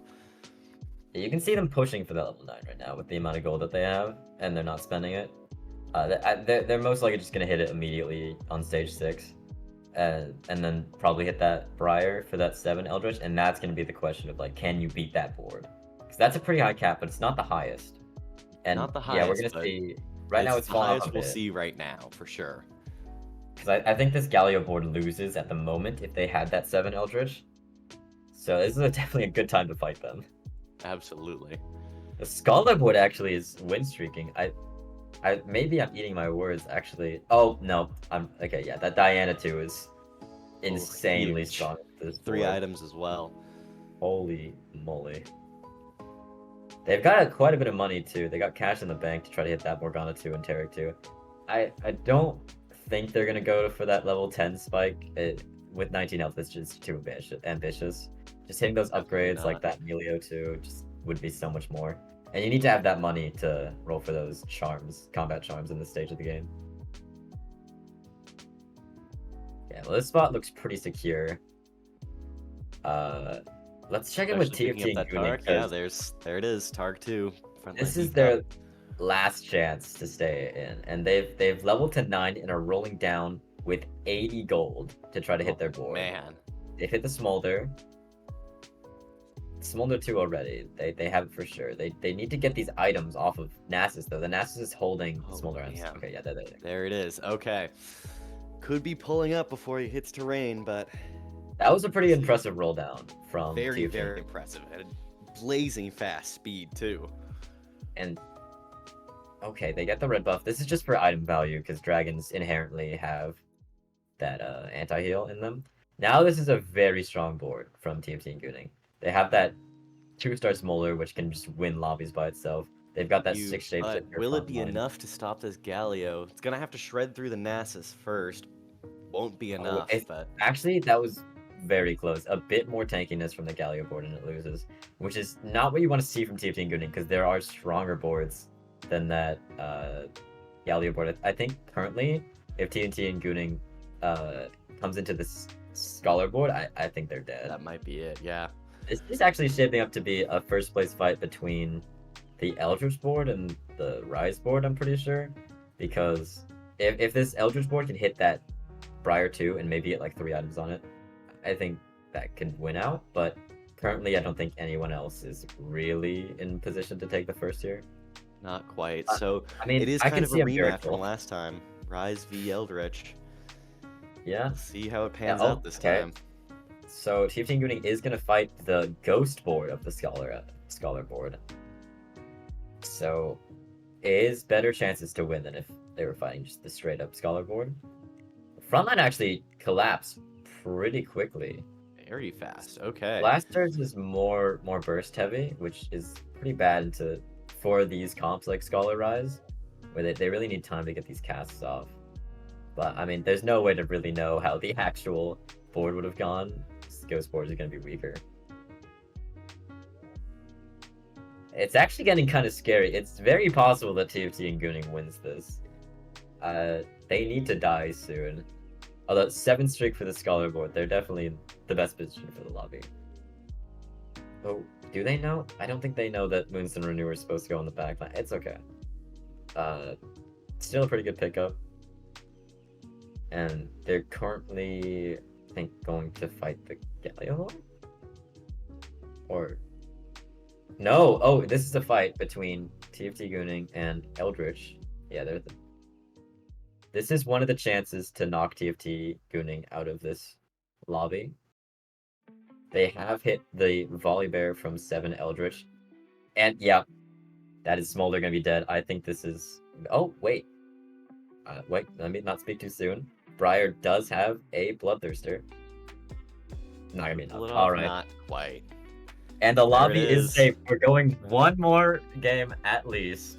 But yeah, TFT and Gooning, pretty impressive spot. I think if they didn't lose that 3rd round of the game with the score scrapper and had more money, they might have been able to save roll down earlier, save that HP.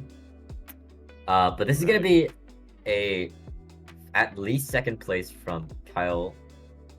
They actually are way past. They only needed a sixth, I believe, to make it to checkmate. So they are one win away after this game from winning the tournament. And for Ziwe, they want the first, obviously, but even with the first, they will not have enough points. Currently, they're at 7 points. So with that first, they'll be at 15, and then just one more game, and they'll be at check no matter what. It will be nice if they can get this first place, because it means that you can just take an 8th. You could tank an 8th and still make it to check. But neither of these players really care too much about who wins this. No, their quite. check placement is not going to matter that much.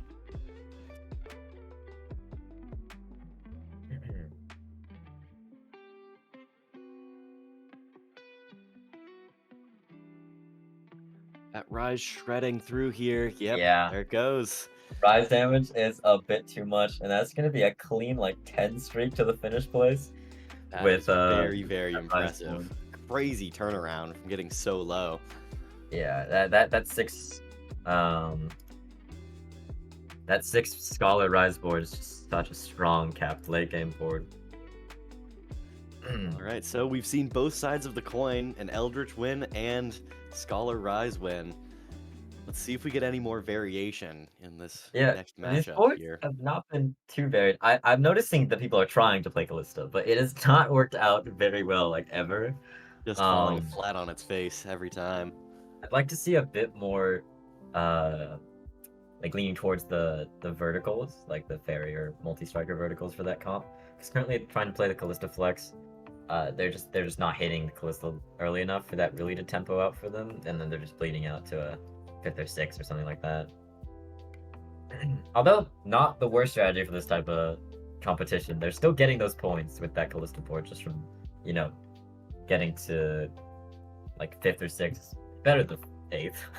Much better. Alright, well, okay. We are moving into the next game, and we're gonna have multiple players in check now. Kyle the Goldfish has gotten a second, which is by far like way more than enough to get them into check. So now both TFT Gooning and Kyle the Goldfish are like in the realm of getting a win next. And actually, and some other players are close, so they're pretty much gonna get it next game. Firosi with that 5th is up to 13 points, so they only need a 6th to get it. They're pretty locked in the check. So this will be quite the tense lobby. This could either be it or be the turning point where it's gonna be almost anyone's game. If we run into this, what is this now? 4th match coming up? Yeah, we're gonna be entering our 4th match now. I think currently my prediction for this tournament is going to be we're going to end on game 5 because it does there's seem only most 2 likely players that can win right now. Kyle and TFT Gaming have been performing very well, so it's honestly pretty likely that they end up getting first this next game and win the tournament. So it could end, but if anyone else wins, we're going to a game 5 with like 5 or 4 or 5 players all in check. Majority of the lobby will be in checkmate position. So it is just a matter of making sure those 2 high rollers don't make it to first. It doesn't matter if they can make it to 4th, 5th, 6th, 3rd. Any other placement does not matter for those 2. So for the rest of the lobby, all those 6 other players, their goal in mind right now is to make sure those 2, above anything else, do not make it out.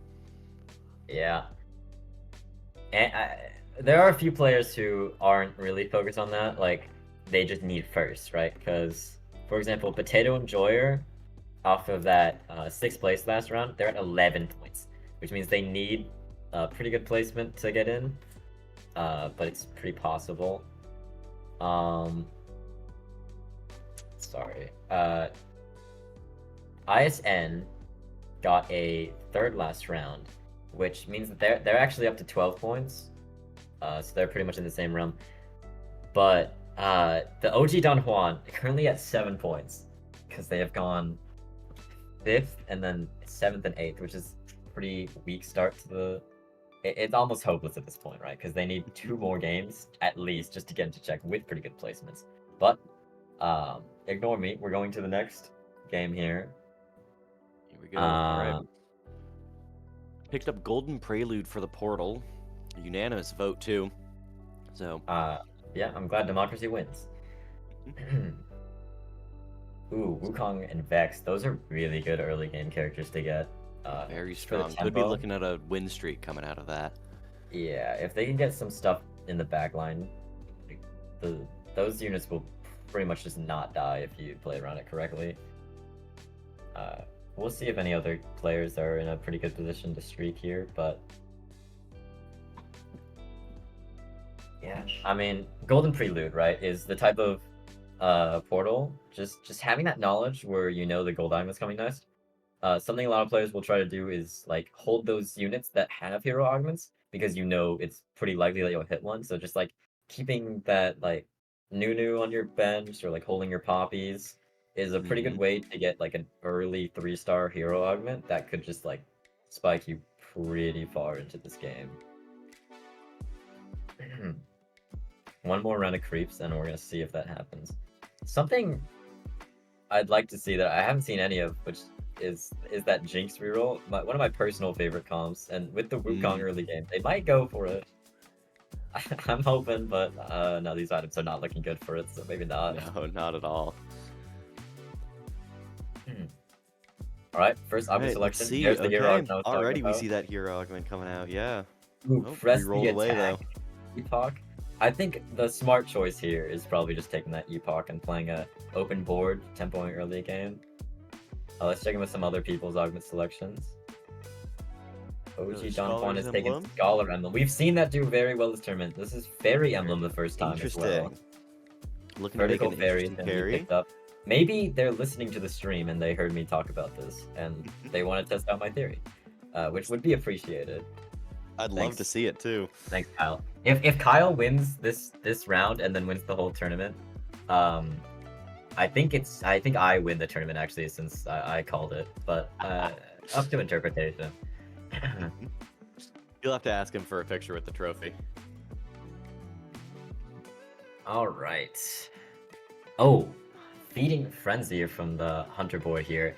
This is one of those boards that if you can hit those like high cap Hunter boards, like getting a Hunter spatula with this augment, I think has like an average placement of like 2 or 3. Oh, just getting 6 Hunter with it. But you do need to hit that Olaf 2 is a big thing for this comp. If they're not going for Jinx 3 at least, the Olaf 2 is like harder than you'd think to hit, and the Olaf 1 is basically useless. Yeah, so I know I've played many a game trying to vertical frost, and that Olaf is a nothing but waste of space on my board.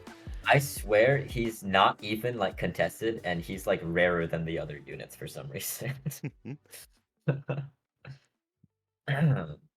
All right, Epoch board, just playing tempo like normal.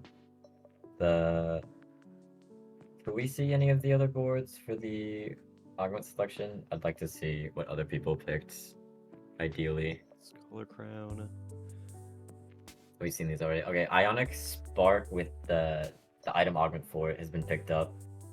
Pretty default augment for early game. You just play into basically any AP comp you want. Pretty much. And you'll be fine. Not the greatest, not the worst. But not enough to pick up a win.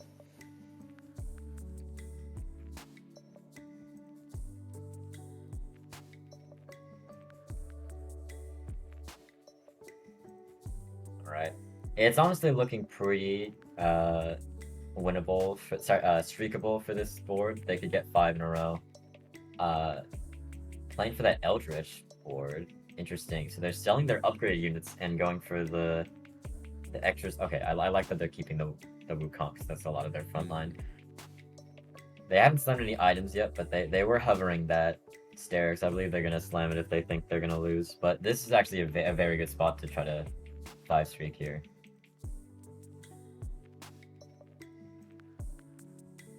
Okay, there's a lot of boards that are going for lost streak. TFT doing once again has sold their board, just trying to make that money.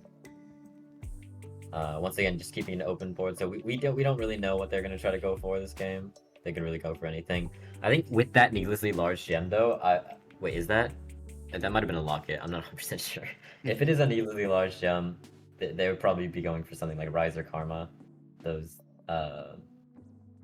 just that the ramp up characters, maybe even a Callista. Absolutely. The MR shred just goes crazy on them. Yeah. Alright. I think the only person that this carousel really matters for is is the one we're currently spectating. They got their Raws. That's gonna be a Ginsu's in the back line. I think that basically just Pretty guarantees strong.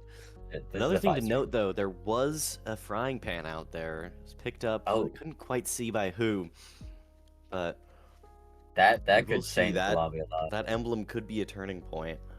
Let's see. I'm not 100% sure who it was given to, but yeah. There's another Wukong actually for this early game. That's a 4 Scholar backline with Wukong. This is actually a very the first strong early game we've seen from OG Don Juan. I think they've been low rolling a bit with their early game, but Very this is strong actually a contender for that 5 streak out here. possible 4 streak because they did lose their first round. I don't think I think their first round was against Potato Enjoyer, which might be a reason why they just can't. Both of them might end up streaking pretty hard. This is an escort quest board that is losing. Ooh, So that's not good to see. Not great. Although based on their HP, they have been winning recently. I think it's just this Wukong with 4 Scholar backline is just so strong. It's almost impossible to beat unless maybe you're that other person with the Wukong board. And actually, Frosty frontline, pretty strong early game too. Just getting that extra board value while everyone's low on units.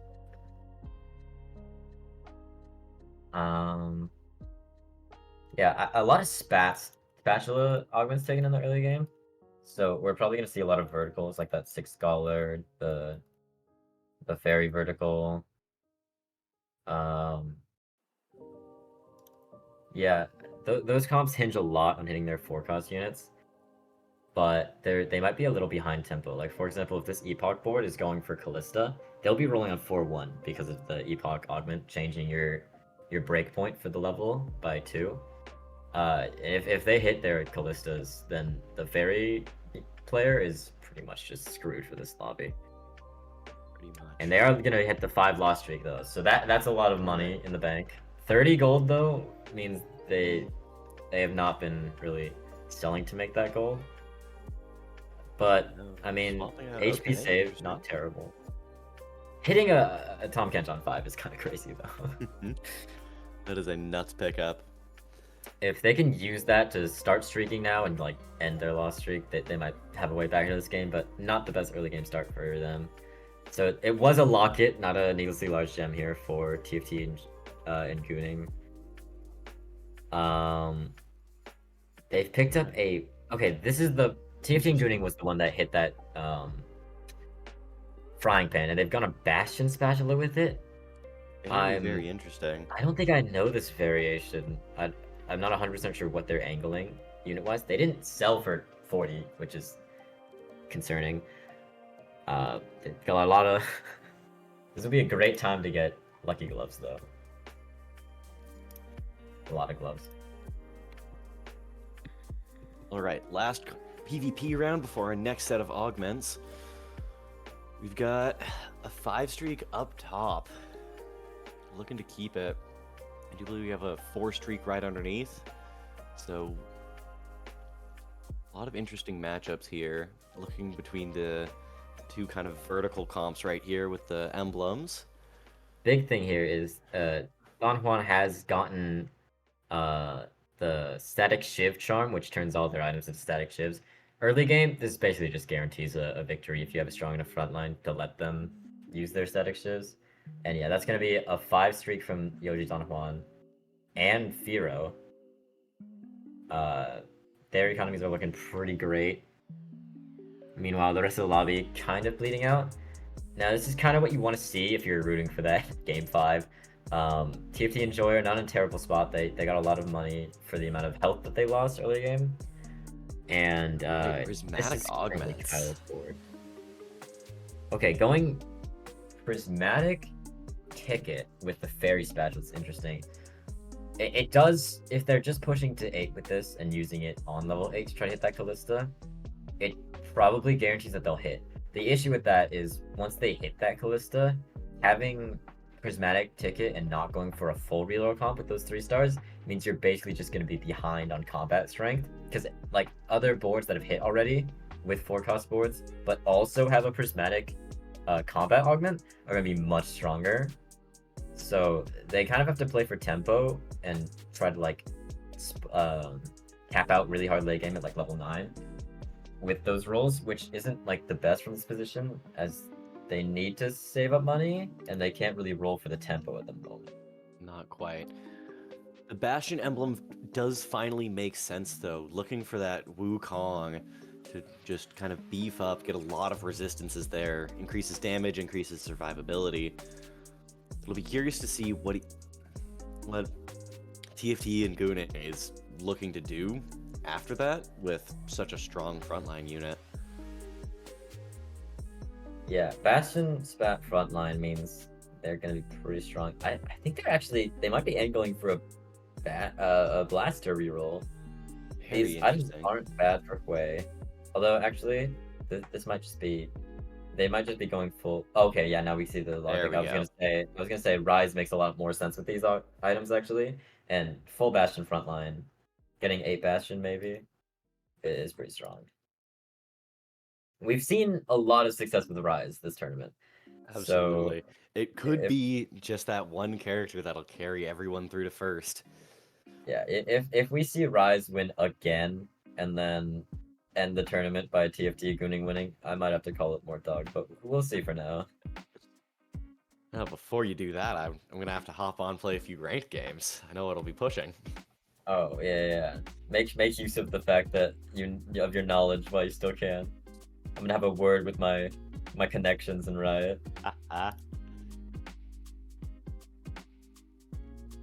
Oh, an Olaf has already been picked up at level 5 from the Hunting Frenzy. Wow, okay. Well, I was saying it's hard to hit that Olaf. Maybe that's just a me problem, I guess. Alright, we've got a Callista in the carousel. Looking strong for that vertical fairy player. It doesn't seem like they're going for it. I actually think this is the correct choice. With Prismatic Ticket, you're less focused on hitting those units that you really want, and more so if your items don't shake out, it's not going to matter that you hit your 2 stars, right? So focusing on items right now is, I think, a bit more important. I would have liked them to go for that second Ginsu component, though, because right now, this is most likely just going to be a Warmogs or a Redemption. We'll see which one they slam. Yeah, Warmogs. So they're gonna go Warmogs. Yep. Wait. Oh. They've. Oh, sorry. There's 2 people with similar tacticians. I got confused. This is actually the Epoch player. They're angling Rise. I think that's triple contested Rise for this. There's a 6 Scholar player. This person's items have angled them towards Rise, and also there's of course TFT and Gooning. So wow. Maybe TFT and Gooning won't make it out with that Rise with triple contestant. It's gonna be rough to pick up enough of them up to make Rise effective. We are okay. I would like to point out onto this Bastion board that is a Bastion Bloodthirster Archangel's Mordekaiser. I love this. Mordekaiser is an underrated unit. The damage that this character, this unit can pull off, especially early game, is just absurd, and it's gonna do so much work. Yeah, TFT and Gooning spot is looking pretty good. They most likely are going to make it to Rise 2. I think they do have to hit level 9 if they're going to hit 8 Bastion, which would be their max cap, right? And meanwhile, we're seeing this other board that's going Rise. I think this is our best strength-wise Rise spot. The Zhonya's on Rise can straight up win fights all by itself. It can change so many games. And they have a Scholar special as well, so they're gonna try to go for 6 Scholar Rise, which is the highest cap version of it. I mean, Easily. conventionally speaking. We'll see if the 8 Bastion version is stronger, which is not normal. I mean, it's not conventional, but it makes sense. I mean, it's just so rare to hit that blaster special, I think, but it's a bit less rare since the introduction of frying pans this set. I think overall it's been pretty well received, although I think the let them cook portal has not been very well received, comparatively speaking. I think the people currently in a spot to win this right now are Firo, who has not lost a single round, so that their money is amazing right now. And also the Yoji Don Juan, I think getting these augments that they've gotten are such a good combo together that Zanya's with guaranteed 6 Scholar is just so strong. And especially because the issue a lot of times with 6 Scholar is like your frontline, right? Because you're not holding as many units up there since there's 6 units in the backline, they're just being Scholars. But the Zanya's means that your frontline could entirely die, and your Rise could just solo the fight by himself while in stasis, so... Absolutely. Very interesting, though. We got a fully prismatic orb dropping out of creeps. So yeah, that's gonna give them... That'll shake that's up gonna give a every lot player of in this what the board standings a feel lot. like right now. Some people are getting artifact emblems, so artifact items, some people are getting support items. I think it depends which one you want, but I think for the most part, these artifact items this stage in the game are gonna be much better. But I mean, it all comes down to next round, I think, because everyone's gonna be picking their last augment and going for the roll down. So we'll see who hits the Rise 2 is really the question here between like it's gonna be the basically 3 or a race 4 for people. I would like to see someone try to go for level 8 on 4-1 and try to roll while there's still less people rolling for it. I think the Epoch player probably already went down on the roll down, but I didn't see if they hit or not. This Zillion is doing work, but the this is gonna be is this a Preserver special award? From the Escort quest, gonna win the round.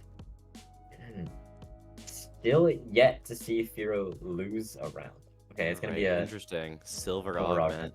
Won't shake too much up, but it could be just enough to tip some of these players over into the green. We might see a recombobulator picked here. I hope so, but it's hard to say. I like mentorship from this spot. I think they just need Silver's not bad either, but they just need any generic combat augment. The first 2 augments that they picked were items, so just getting a more okay. Yeah, there the attack speed's good on a Rise. The time is pretty low though. I don't think they're gonna be able to hit Rise this round, which is not good because definitely not. We can see the other people are already rolling for it, right? And if Rise 1 is not enough, even with the Zanyas, it's not enough. So he might get stuck at level 8. If he can't push level 9 to get that 6 Scholar, there is a chance he just bleeds out and loses here. Currently going up against Firo. This is the board that has been streaking all game. Frosty frontline with the Hui 2. Yeah, I see, and they've also doing taken absolute work. I'm the carry now. Yeah, every augment that Firo has taken so far is just really high in early game tempo. I will say Frosty frontline without Frost Spatula is usually not too great, right? Because you need that 7 Frost really to make the board work. But this is a pretty unique spot where, with the amount of rounds they've won in a row, they have basically infinite money.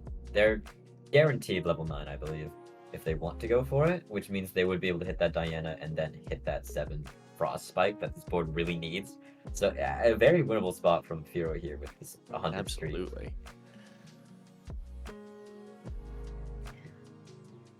Other boards not looking too great. We're seeing a lot of 1-star carries at the moment.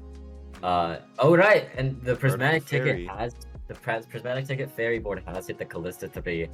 I haven't seen that too often, so I hope it actually does pretty well. But they are in danger of losing right now. Isle is at. If they don't kill enough units, I mean they will lose here. But Katarina 3 might have it in them. It's just gonna be another win for Firo. It's looking very dominant here.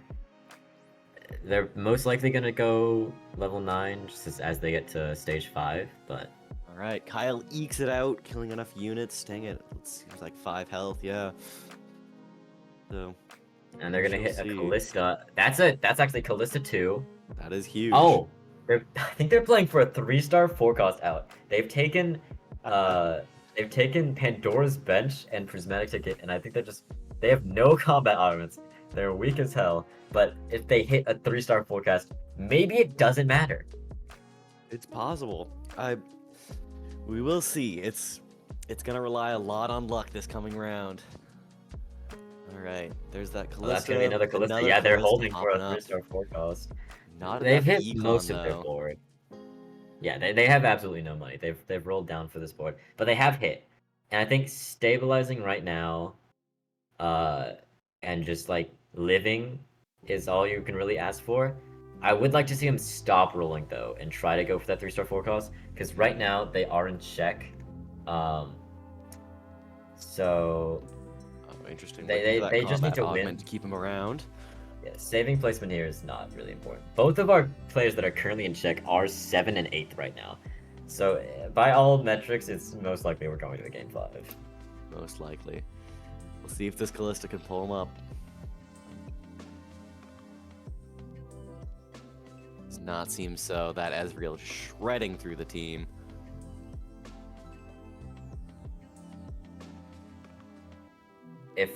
The spot is not looking too good. They all their damage has died in the back line thanks to that sniper. It is. All right. Yeah. All right. That's gonna be an 8th place from Kyle. They're not gonna win the tourney this round, but based on TFT and Gooning's current health, they might have one more try at least. Definitely. So we've only got one last contender to win the tournament right now. It is interesting to see both of them going for these more kind of stringent out there comps. It makes sense given the position they're in. No one else is in the spot to win right now. So going for those kind of crazy comps that if you pull it off, it's almost guaranteed, makes a lot of sense from them. Yeah, I like the thought. Obviously, if you're going for 1st or 8th comps, there's a chance you're gonna go 8th. But there is the chance 1st, which is what they were banking on, I'm sure. And we're seeing an 8 portal game here from Potato Enjoyer. It's actually really strong, and I love this board because right now they do have Jeweled Lotus, so that Rise scales really hard. Jinx 3 though, gonna clutch out this round with a Radiant Runaan's Tempest. Wow, if they can get some more items on this Jinx, I think they actually are in a spot to win the whole lobby. And they also do have that Hunting Frenzy with the Olaf too. It's just a really strong board overall. This portal board is not weak by any means. It's just the Hunter board is crazy.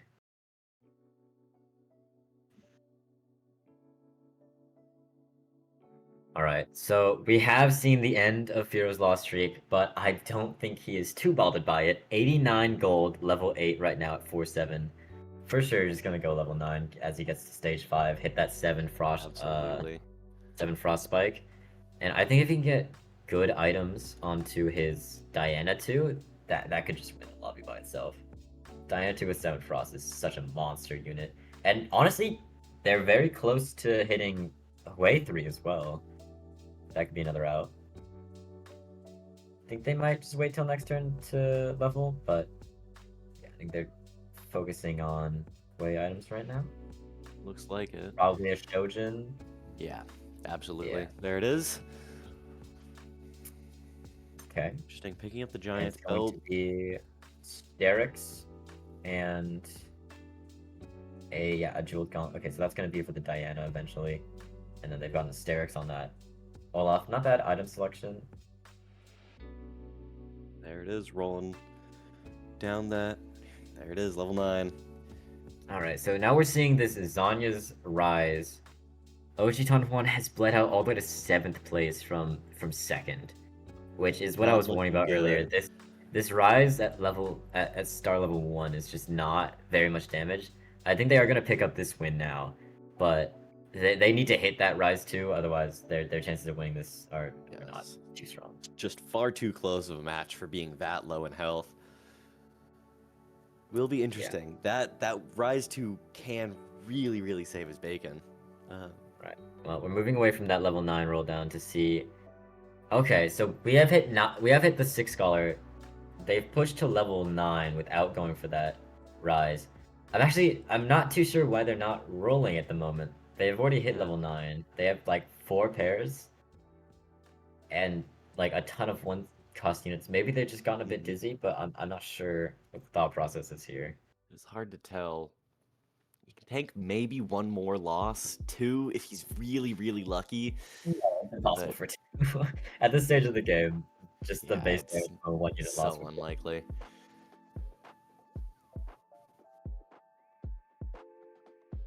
But it does seem he'll pull out another win. Oh. Yeah, the Zanya's absolutely just there it is. I think it's the highest delta item on Rise for sure. I understand that he isn't like in a terrible spot board strength wise, but I would like to see him roll anyways. He is already level 9. TFT and Gooning, Blaster Varus. First time I've ever seen this comp. He's hooking up a bit of storm, sending him straight to 7th place.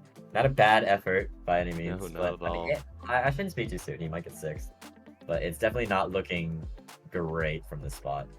You can see in the planner, you really needed to get to level 9 to hit that 8 Bastion spike, and it just didn't work out. His tempo was too slow. Yeah, just not quite enough.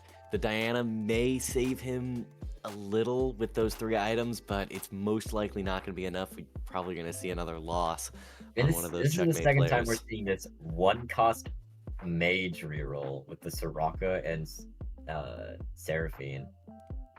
And honestly, if there was ever a board to save you 1 placement while you're running Bastion Varus, it's gonna be this one. It's gonna be this one. Not one. a very strong board. And that's gonna be a 6th place for Bao. They had a pretty strong start going 2nd place first game, but I think that's actually that might have been all they needed. I think they're in check anyway, so great performance. They're good with that placement. Yeah. All right, picking up a Pyro emblem, really kind of keeping everything very dense on TFT and Gooning. This board, nothing else seems to stand out to me though. Might have missed something.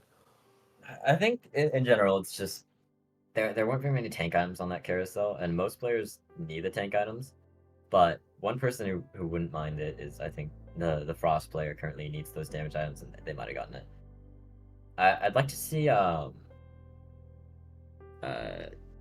board from Zue here, because they have the Hunter board, and I think, yeah, that's an Olaf 2 with Radiant Bloodthirsters. It's pretty strong. Not upgrading to Swain here, gonna save the money. Oh, they are pushing to level 9, I see. Trying to get Smolder 2 in. But yeah, I just want to see the strength of this 4 Hunter Olaf 2 with the Radiant BT. It's having a hard time because trying to fight against 6 Bastion board is never going to be too flattering. And I do think actually, and it's going to pick up another win, completely knocking that Hunter board out. Yep. Interesting. Anyway, it's going to go 6 here. It will be very, very impressive if TFT and Gooning can pull from basically a 7th place position with a weak board all the way back up to a 1st. Oh my god. Damn, and OG Don Juan is pushed to level 10 with Rise 1, Rakan 1, not a single upgraded unit on this board in the front line. And they're on a 4 win streak. I may have underestimated how strong Zanya's is on this Rise character. Because they don't even need to roll for upgrades, they're just pushing levels. And I mean, at this point, it's paid off, right? Like, it absolutely has. Getting if to you level stick 10, around even just one or basically just this next round with that creep round coming up. And this is a pretty good fight because the front line's weak, but they're facing a Varus 1 right now. So it's not going to die, and this Rise in the back line's ramping up, and this is most likely just going to be TFT and Gooning knocked out of this lobby. It's looking like a first place for OG Don Juan. There's almost like no other boards in the lobby that can really outcap it. The Frost board is strong, but it's probably not going to be enough. No, it's probably not.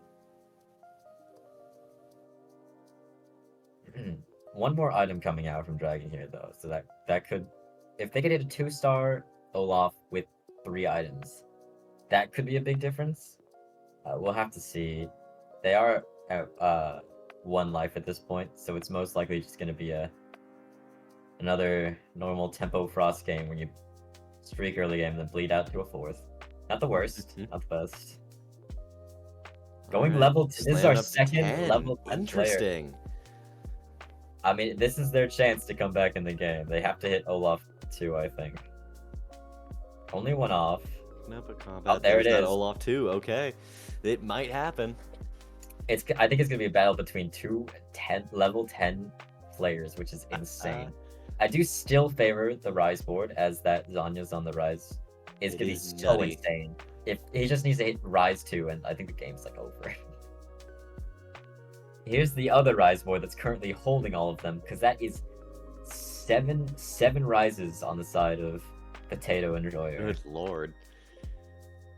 They do need to hit this Rise 3 if they're going to win this lobby, because currently their board strength not that great, and yeah, getting absolutely cleared. All right, a lot of players down to just 1 hit here.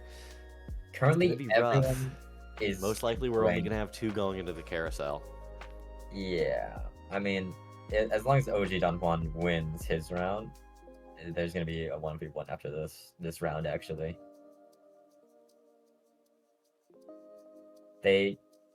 okay, so if we can get back to OG Don Juan's POV, we can see that they still are yet to hit the Rise 2. There's a Tarek 2, but they actually cannot buy it, as they're paired up with everything else on their bench. Oh, man. This is like a interesting situation where their board is so strong without having like a single upgrade, but they've streaked 6 rounds already. Maybe even a 7th right now. They're gonna, yeah. Looks like it, and that frees up a lot of the Rises. That is huge. Yeah, we could see maybe even a Rise 3 here. Now, not a lot of money to roll still, while they have all those Rise freed up from the other player dying. So it's most likely only going to be hit like post carousel anyways. But I mean, this board has been performing with the 1 cost. Now we just have to see whether it performs against an actual board with this level 10 Frosty frontline. Very strong. I think this is when the win streak ends, but we'll just have to see if they hit the Rise 2 after this carousel. I will say though, the Thieves Glove items on this Tarek very strong. If there was ever a round to win with the 2-star Tarek upgrade, it would be this one. But Zanya's already procced on this Rise. That is not what you want to see. No, pretty devastating. The damage is what you want to see, though. Yeah, there it is. Doesn't even matter. What's been sneakily carrying through that I didn't notice was that he has a 2-star Morgana with Scholar Emblem and a Manazane, which is just absolutely bonkers. Yeah, the Morgana did 6,000 damage that round. The Rise didn't actually end up mattering very much. That is pretty impressive. Yeah. That also makes sense. A pretty empowered Morgana is very nice, picking up all that extra treasure as you go along getting kills. Unfortunately for the OG Don Juan, that's still not going to put him into check. He's now at 15 points with his first, so just any placement would mean he gets out of here though. But it's still not looking too great for his tourney odds, as a lot of players are moving into check here. We can go down the list. So Potato Enjoyer with a 3rd place is going to get into check, so that's 1. Firo got 2nd place, which is also going to be enough. So that's 2 people in check. We already know TFT and Gooning is in check from the last 2 games, and Kyle is also in check. So that's 4 players in 5 actually with Ben Bao, and actually 6 out of our 8 players are in check right now. This is most likely the last game of the tournament. Most likely. It is with so much lobby up there, but honestly, with some pretty good skills displayed, it might be a fight. 6-way split for getting that Rise carry, since it's really been such a strong pick throughout this entire tournament.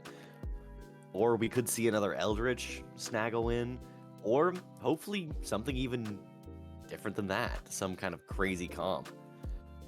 We did get to see the Jinx comp that I liked so much, so I'm kind of fine with how many comps have been played now. I personally, but yeah, we're seeing a lot of Rise winning, a lot of Rise getting like second places and above. So I'm pretty sure last game there's gonna be a lot of people angling it because the first place is what you need at this point, and yeah, I feel like we're gonna see a lot of them. But a lot of the players have been playing for what their spot kind of recommends compared to just forcing one comp. And actually, I did miscount. We are at 7 players in Checkmate, so this is almost guaranteed to be our last game. The only way this goes to Game 6 is if the OG Don Juan wins again, first place, and then his only way to win is by winning again. So it would have to be a 3 first place if he's gonna win this tournament. We'll have to see. Rarer things have happened.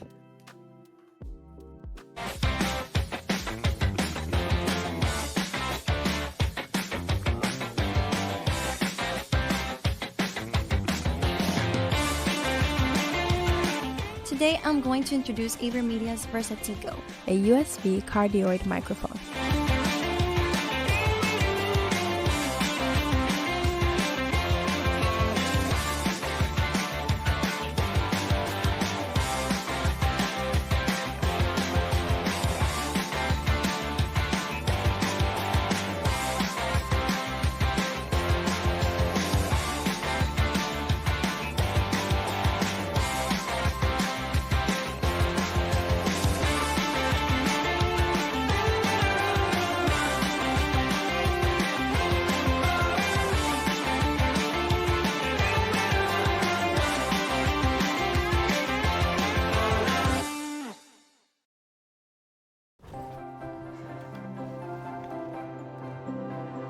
Go, go, go, go!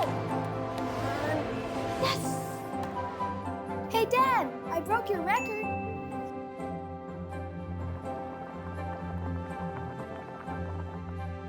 Hey, who is back? Dad, you're back! Ready to sign you again? Yeah, sure. Shoot it! I'm dodging. Shoot it, shoot it, shoot it! Come on, come on! Okay. AVerMedia. One clip save your every moment. We're a club that we're a club that's you know, our goal is to encompass a competitive gaming scene. Bro, like, what are you doing? Like, we gotta get to class. Like, what are you doing? My bad. Yeah, come on. Stupid, bro.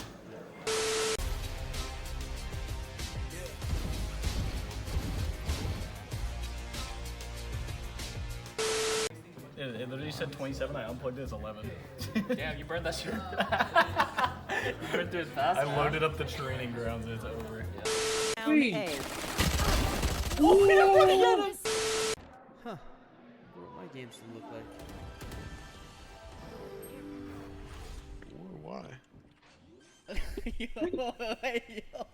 God is still alive, but the Sheep card is ultimate going once again, and that is a triple kill for Sheep.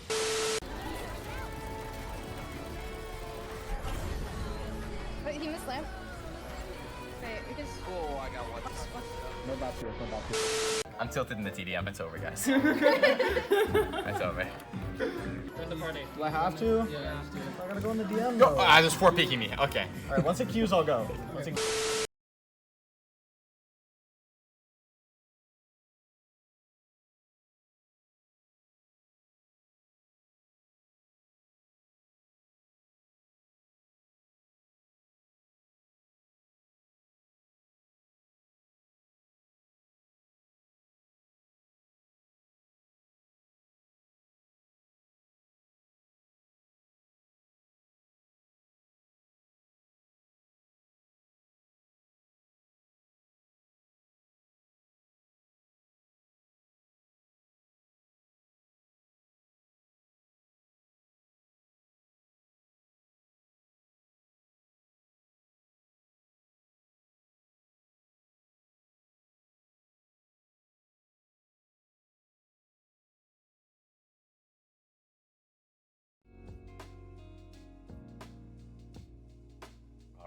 And we're back to the tournament.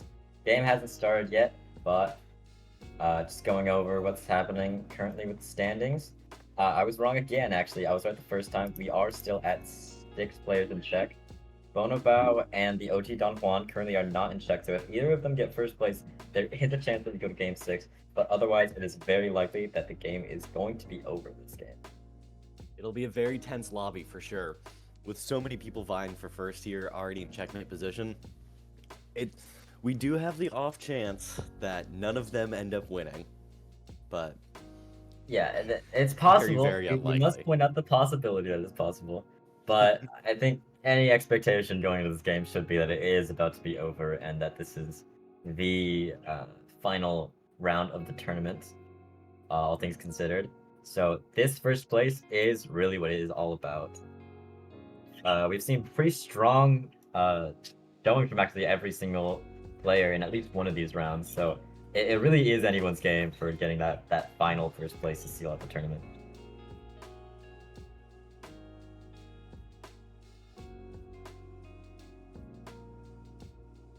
I do think we are moving into the next tournament now, and we are on Portal Selection. It's between Champion Delivery, Crabrave, and Prismatic Prelude. Now, Crabrave for the final round would be insane. Very interesting. Very entertaining, too. Yeah, and it looks like we're most likely going to get it. Oh my god. Now the question is, are we getting one guide by Firo?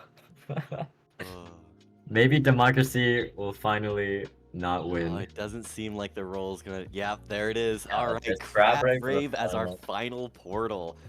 Wow. The thing about this portal is that the amount of money that you get is just and resources is just so high that you can't really go for those boards that kind of cap out at like 4th place most of the time, and like sometimes gonna win. Every board has to be a really high cap if they're gonna stay in this game. If they don't, there's a certain board strength like expectation on Crabrave that isn't really there on normal portals. So it really is a test of like how much you can like what's the word?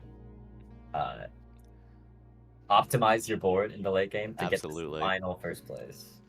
There's going to be a lot of necessity to plan ahead too. Looking forward to those kind of later comps. Basically, trying your best not to slam items too much. Really hold out and figure out what you want, what the shop's going to give you too.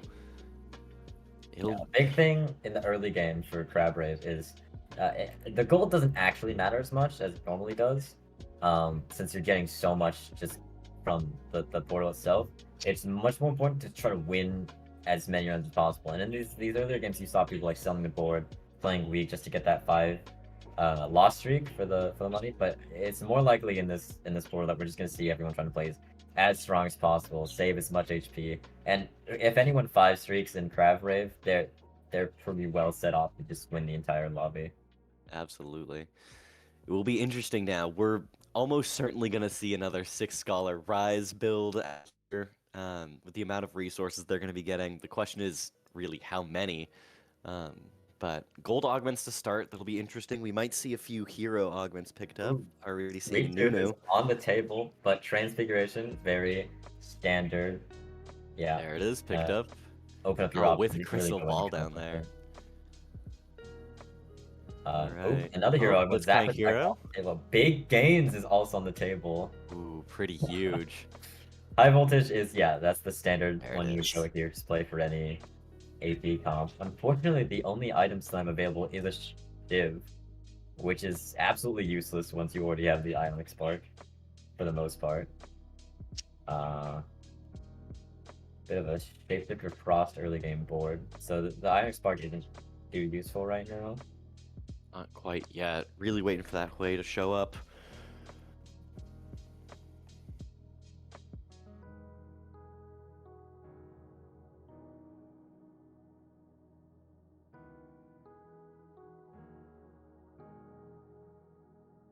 That is gonna be here's a 5 win. Very strong charm early game. Cluttered Mind, interesting. Pushing for XP on Crabbrave, I feel like most of these early game economy augments aren't as good as they usually are. Since you don't really need the money to make it level 8, you get enough from Crabbrave, so you're more focused on just getting those combat augments. But there's a world where you go straight to 9 with it, and it's not terrible, but... Not at all. Hell, Firo could even be pushing for kind of a grind straight to 10 as soon as possible. Get some of those crazy board states out there, maybe even looking to pick up some spatulas and frying pans, get either wicked vertical or kind of crazy horizontal comps.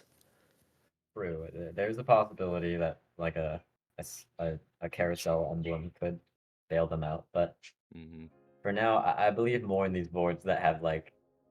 I mean, this is Ash with Ginsu's and Spellblades. It's just so strong right again. Right. That might be Pilfer actually. Wait. I'm a little blind. Don't worry about it. I know it's a little hard to see with this. Some of the stream qualities not being the greatest. It is kind of one of the drawbacks of having everyone be at their own place streaming to us to kind of filter through, but it's enough to see most of what we need. So shout out to Gaucho Gaming stream team doing their very best. We love you. Absolutely, it's been great working with y'all. Okay, Combat Caster with Jax 2 as well here for TFT Gooning. I mean, we're used to saying that he's the one in position to get that first place in the tourney, but now that everyone's possible, it is truly anyone's game at this point. It is anyone's game.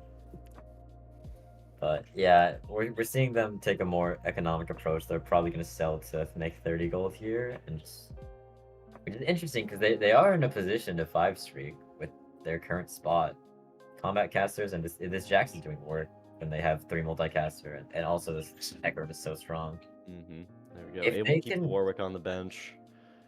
If they can, there's 2 people currently eligible for a 5 streak. It's between TFT and Gooning and Firo. So I think whoever gets that 5 streak is probably in the current best position to win the entire tourney. I didn't see any like Exodia emblem, augments taken at the start. So for now, the game state is pretty even all around.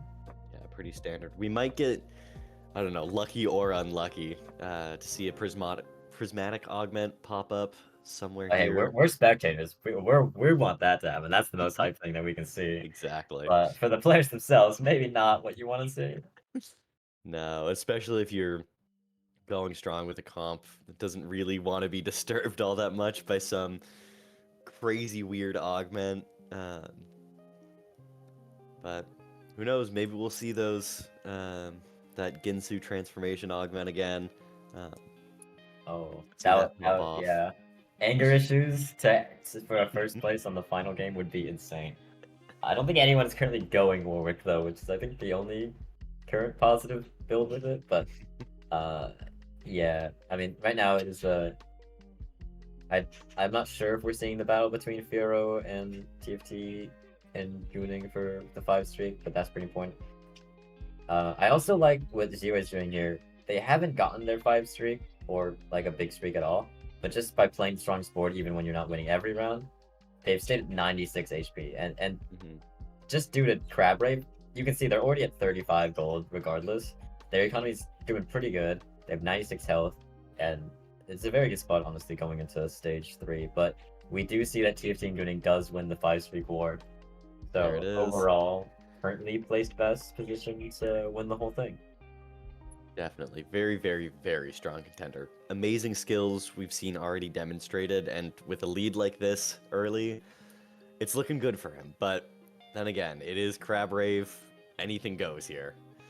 I do want to say, over the span of 4 games, TFT and Gooning has gotten up to 25 total points, which is an average placement of like 3.2 in the entire tournament, which is just so impressive. There's just no bad games so far. Especially considering it got dragged down by a 7th place last game. Nuts.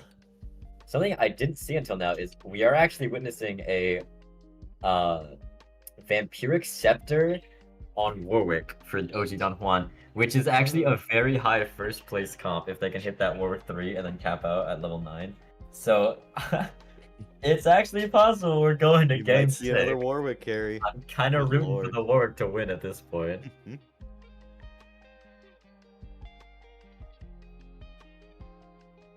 Oh, actually, never mind. The 4 streak was won between TFT Gooning and Firo, but he is gonna lose that very last 5th round, so no one 5 streaking this round actually. So Interesting. I actually think the current best spot maybe might be this Warwick board now in terms of tempo, but unfortunately, as it is a reroll comp. They're gonna be stuck on level 4 for a while, especially with the amount of Warwicks they currently have. Getting a big ol' windfall from that creeps round though, so who knows? We may see it pretty soon. Yeah, that's just how Crab Rave is, right? Everyone has infinite money. Easily one of my favorite portals. Yeah, it's very fun. It's a lot of fun to try to cap out boards that you really normally wouldn't get to. Interesting that this is sort of a lean into the Frost board with the Ionic Spark augment, since it's really not a very good they don't synergy blend there. each other well. I'm pretty sure this Olaf has just been found early game. They're playing around it though, and they'll probably pit off, unless they're about to slam a Bloodthirster and I'm wrong. Oh, interesting. You know, they could actually. I'm not thinking about it. They could go Hui carry in this Frost board. It is possible. The items don't look great for Not bad. At least so far. I mean, one bow, and I think it's all turned around because all you really care about is the red buff. But I think they have just so much strength from this early game Olaf with the Bloodthirster. If they can hit just the Hui and get that 5 Frost in, Zero is probably in a pretty good spot to at least get to 8 with pretty high health. Hunter Crest. Right, gold augments popping up again. I hate all of these options if I'm gonna be real with you, so really not it's great. probably gonna be a reroll. He could, I guess, try and stack for 600, but with the Ionic Spark augment as well, it just does not synergize well. Yeah, I like the Frost play if they're going for the Hui, but taking this Hunter's emblem with the Ionic Spark is gonna be not what I would choose, but I'm not the competitor here, so who am I to say? We're seeing another Bastion emblem coming out from TFT and Gooning. So interesting. He is dead set on getting that comp to work. It may well happen this time with enough resources. The Bastion emblem ambassador in action. This is insane. And I mean, I will say, Bastion emblem aside, this double Titans Gunblade Jax is just so strong in this early game. Absolutely. I think it might be outpaced by a level 5 Olaf, don't get me wrong, but it's gonna be... I don't think it's... There it goes. Yes, it is strong enough, so that Jax is probably gonna, like, take him through most of the early game. And then, like, the issue last time we went Bastion, right, is he was trying to get to 8 Bastion and wasn't able to do it because they got stuck at level 8. But it's Crab Rave. There's like no universe where they don't make it to level 8. Sorry, level 9. So this is where we get to see what the actual Bastion get to finally board know what he was looks like. cooking up in that brain of his. You can see, yeah, the chef at work.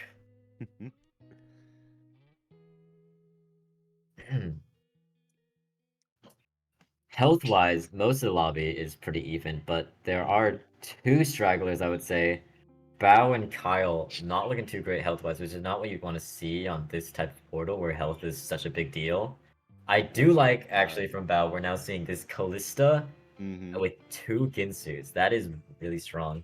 Very strong. Augment choices, not too great for a Callista. No combat augment so far, and the one that gives a little bit of combat straight is full AP. So that is a pretty good explanation for why it's not doing too great now. But we'll have to see once they hit their final board level 8, it looks like. Alright. Oh, some solid champions in the carousel. There's another Olaf if they want to try to go for that, but I think the highest priority thing is there's a Rise with a Rod here, and yep, it was gone before we even saw it taken, actually. Immediate pickup from Kyle. If he is going for a rise with a rod is just so important.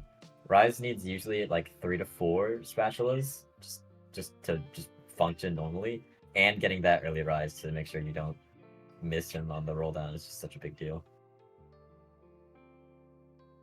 All right, up to level 7 here.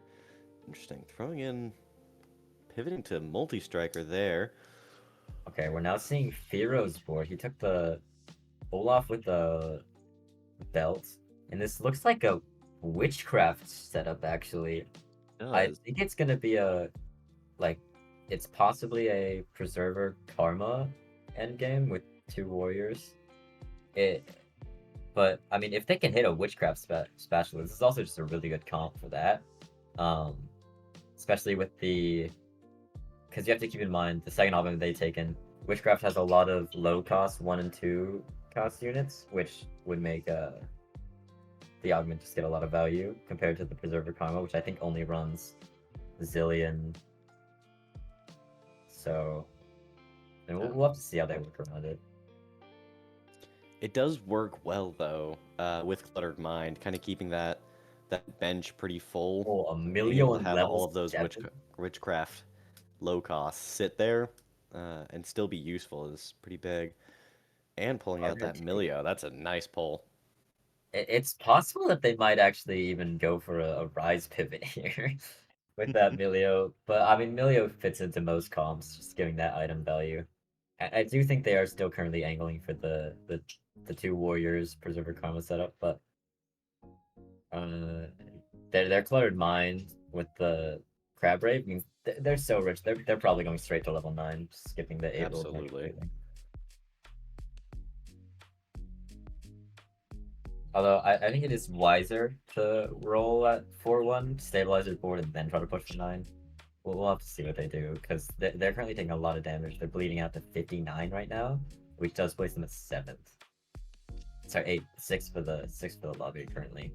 And TFT and Gooning has hit another 5 streak after the first one. Holy.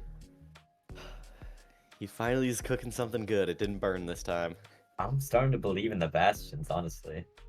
If there was ever a way to win with style, it would be by playing for 8 Bastion twice in a row.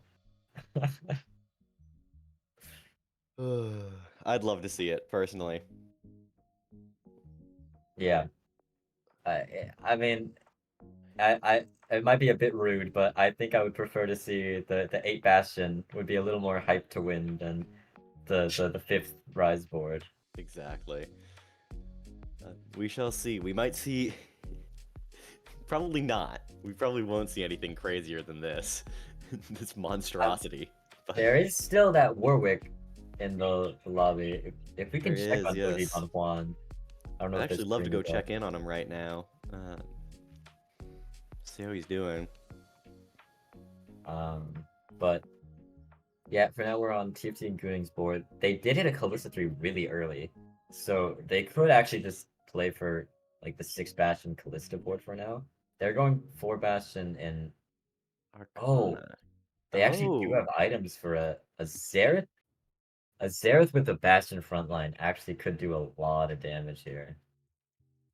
I'm interested in what they're gonna do with these last few items, because yeah, that's what I thought. Yeah. Yeah, there we go. Ginsu on Callista makes sense. Unfortunately, they're left with pretty non-helpful items afterwards, because they do need damage right now. They have a lot of tankiness, but they only have 2 offensive items here, and they're not even on the same unit. They're split apart. They are. So it's not going to be... Oh? Yeah, just not quite enough. Just by the skin of the teeth. This is the first time I think we've seen a mage board with actually a not terrible spot. They have a lot of health left, and it's Crab Raves. They're very likely to hit that Vigar 3 and that Vex 3. Combat bandages taken for Potato Enjoyer. Interesting not to take the press the attack, since I do think this is a multi-striker Callista board. They're going for that 5 fairy setup with double Ginsu and the crown, of course. This is very best standard Callista setup. Yeah. Items have been shaping up good. Also, a secondary carry with those items is very nice. The Edge of Night and the Hodge.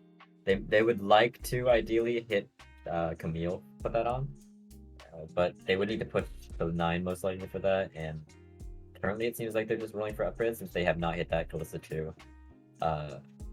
They actually are still one off even after hitting this one, since I think TFT and Joy kind of took all of them. I know, we finally switched it up. Instead of fighting over Rises, we're now fighting over Kallistas. Yeah, I swear at least one four-cost carry has had three-way contest every game. There's at least 3 Kalista players in this lobby right now. And, I mean, it is looking good. Kalista is one of those comps that caps really hard at level 9, which would make sense to play it on Crabgrave. But everyone's currently struggling to get to level 2 Kalista, so they're all stuck at level 8, which could end up leaving multiple Kalista players bleeding out to like a 5th or 6th place. Alright, we're seeing the Frost board in its more final states. It is still pretty useless Ionic Spark, but besides that, the board's not looking too bad. We've got No, 4 not at all. Hunter. Olaf 1 is the issue, though.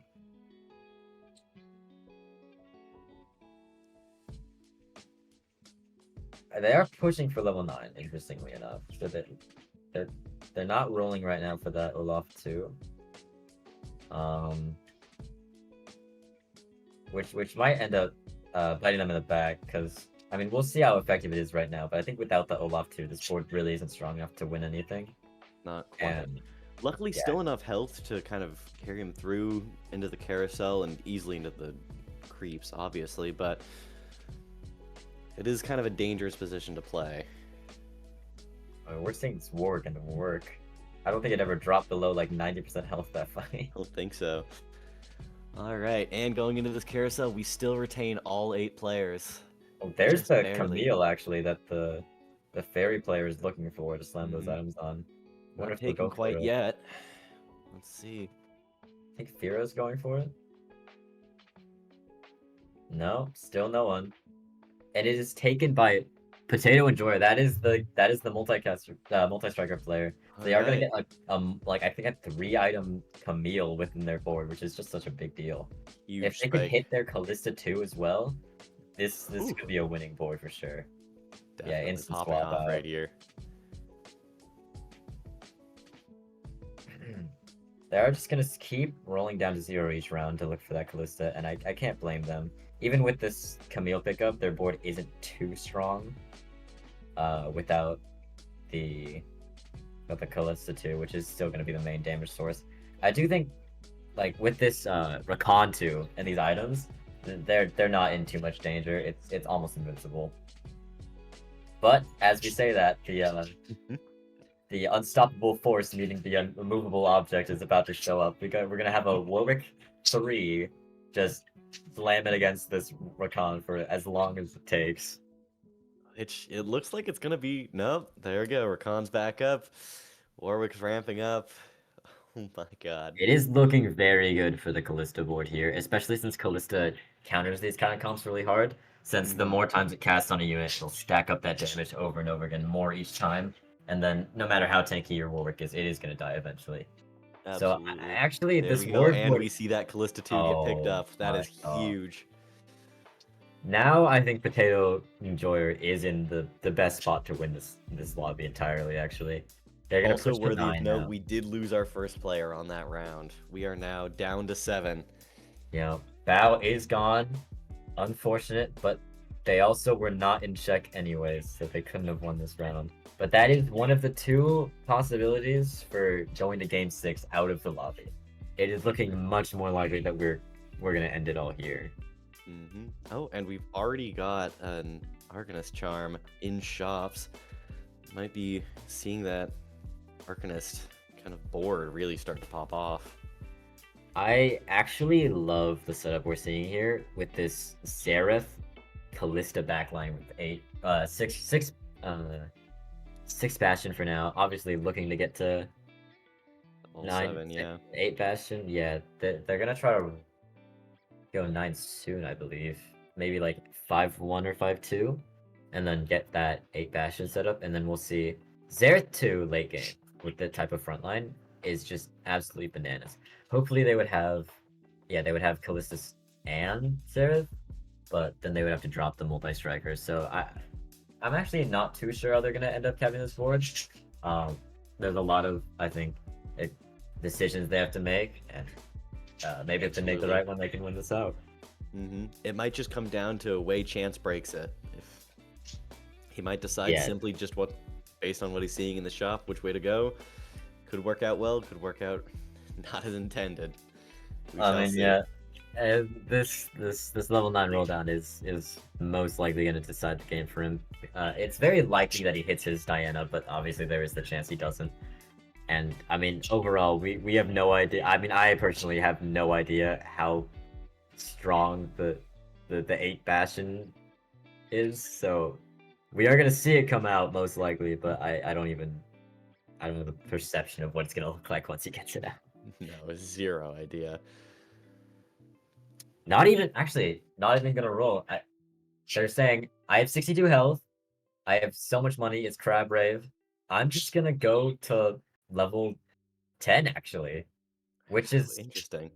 I mean, that is one way to fix the fact that I was gonna say, if you go to 8 Bastion right now, you lose the multi-striker 3, but I mean, if you just go 10, it's simple. Yeah, you've got it. Why didn't I think of that? I mean, all things considered, the board is actually doing very well for itself, considering that it's not like he's losing all that much health. He's in a really good spot. He's gonna keep winning actually. I mean, this is the Hunter's Bachelor board. As far as we've seen, it's not too strong at the moment. Most likely bleeding out to a loss here. But I mean, we'll have to see how well it does against more finished boards. But oh my gosh, that is a huge charm to get. That is massive. I mean, it's just, I mean, it's a little more massive if he actually rolls now, because being one off the Xerath here basically solves it. Yeah, and he's gonna go for it. That's the Diana with Titans, BT, and Gunblade. All right, and yeah, 8 Bastion with the Xerath.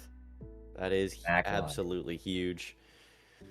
The Xerath could be the winner here. I think if this board makes it to level 10, there's a very strong possibility that it actually wins the entire tournament. But I mean, I still can't speak to it too much confidence, because absolutely I mean, 8 Bastion is every other combo is going to be doing just as well, as we already see.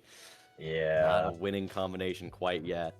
I do think TFT and Gunning needs to hit this Xerath too if it wants to win any more rounds. I mean, obviously there is still the option to just go level 10, which I think they're gonna do. It is gonna work. They're gonna make it to level 10. The issue is, of course, that they're left with like not very much health if they make it to that point. So they're gonna have to hit. Very tenuous stance, but I'm happy we're checking out the bottom of the board now. We finally got that Olaf 2 on this Frost Hunter board. And by the time we've gotten the Olaf 2, they've already given up on him and moved the items to Briar, so... I mean, this Hunter Briar is absolutely absurd, I'll be honest. If they hit a 2-star Briar, this would be, like, an insane board. Currently, it's just strong, because 600 Briar is a very strong unit, and the items, too, are just insane on it. And they do have the tankiness from Shapeshifters. Honestly, this is shaped up to be a really good board. I still think it's just not strong enough for Crab Rave, right? Like, this could win out more normal lobbies. No. But for Crab Rave, it's probably not going to be enough, even with that Briar, too. Right, interestingly, we see that Diana out there. Let's see if it holds out. Okay. I don't think he would even go for it, to be honest. The Quicksilver is basically useless. I think they're going to focus on something else. No Briar, too, though. All right. I'm interested to see if the Warwick is gonna die this round. I don't know how far they got up in their cap. They hit Warwick early. Oh, there it is. That is a prior to. That is a huge charm for that. Oh my god. If they were ever gonna win, it's right now. It absolutely is. It's time. I'm gonna be that feeding that Briar till it's not possible. Yeah, they hit the Briar. Health. All the way to 2 health. They're no longer able to feed this Briar, so this is the max cap for this board. It's do or die now. It really is. All right, let's see. And we're going into TFT Oh Enjoyer. no. They have rolled down, actually. They didn't go towards 10, but they've stayed on Diana pair and Xerath pair. They did not hit, but they're down to 30 gold now. Oh. That might actually turn the tide for the entire lobby, actually, because without that cap, there's a chance that lower cap boards can actually start winning without those upgrades. And yeah, the Briar 2 is gonna be enough. It's gonna take this round at the... Oh, wait. Maybe not. This Diana's Xerath is able to get off another absurd. cast. I Yep, spoke much too just soon. enough. The Diana with Bloodthirster and Gunblade is able to just heal the full health off one cast. That is Good absolutely lord. insane. And Diana's ability cast actually also does heal, so that's probably helping. Alright, well, now Alright, we are TFT... down to our last 4 here. Very tense match. That is we a have second artifact on the Warwick 3. It is currently Vampiric Scepter and they have the... What is it called? Do you remember? Rapid Fire Cannon, yeah. Oh boy. Those are the 2 best artifacts on Warwick. I think this is actually best in slot Warwick. Like, this is the best items you could possibly get. Perfectly built, I think so. Now the question is, does it work though? In Crab Raid, It looks Warwick like is it not might. as strong as usual. Because the boards get kind of absurd, and yeah, the 2-star Camille is on it, so it's a 1v1 right now. It is gonna do it. Oh, but yeah, the burst Callisto's out. Yeah, failing. there he goes. It's just a bad matchup, and there were so many Callisto players in this game. It probably explains why the Warwick died so early. I think the highest cap boards we're seeing at the moment is this 2 Bastion board that did hit the Xerath 3. That Xerath 2. Alright, we shall see. Will the crab take anyone out? I don't think so. It's in kill range at the moment. Maybe the 12 health is actually low enough. Or is that 13? This is definitely the only board in danger of dying to the crab, but it does have a Callista and a Camille, which it's just really good matchup into the crab. I don't see it losing.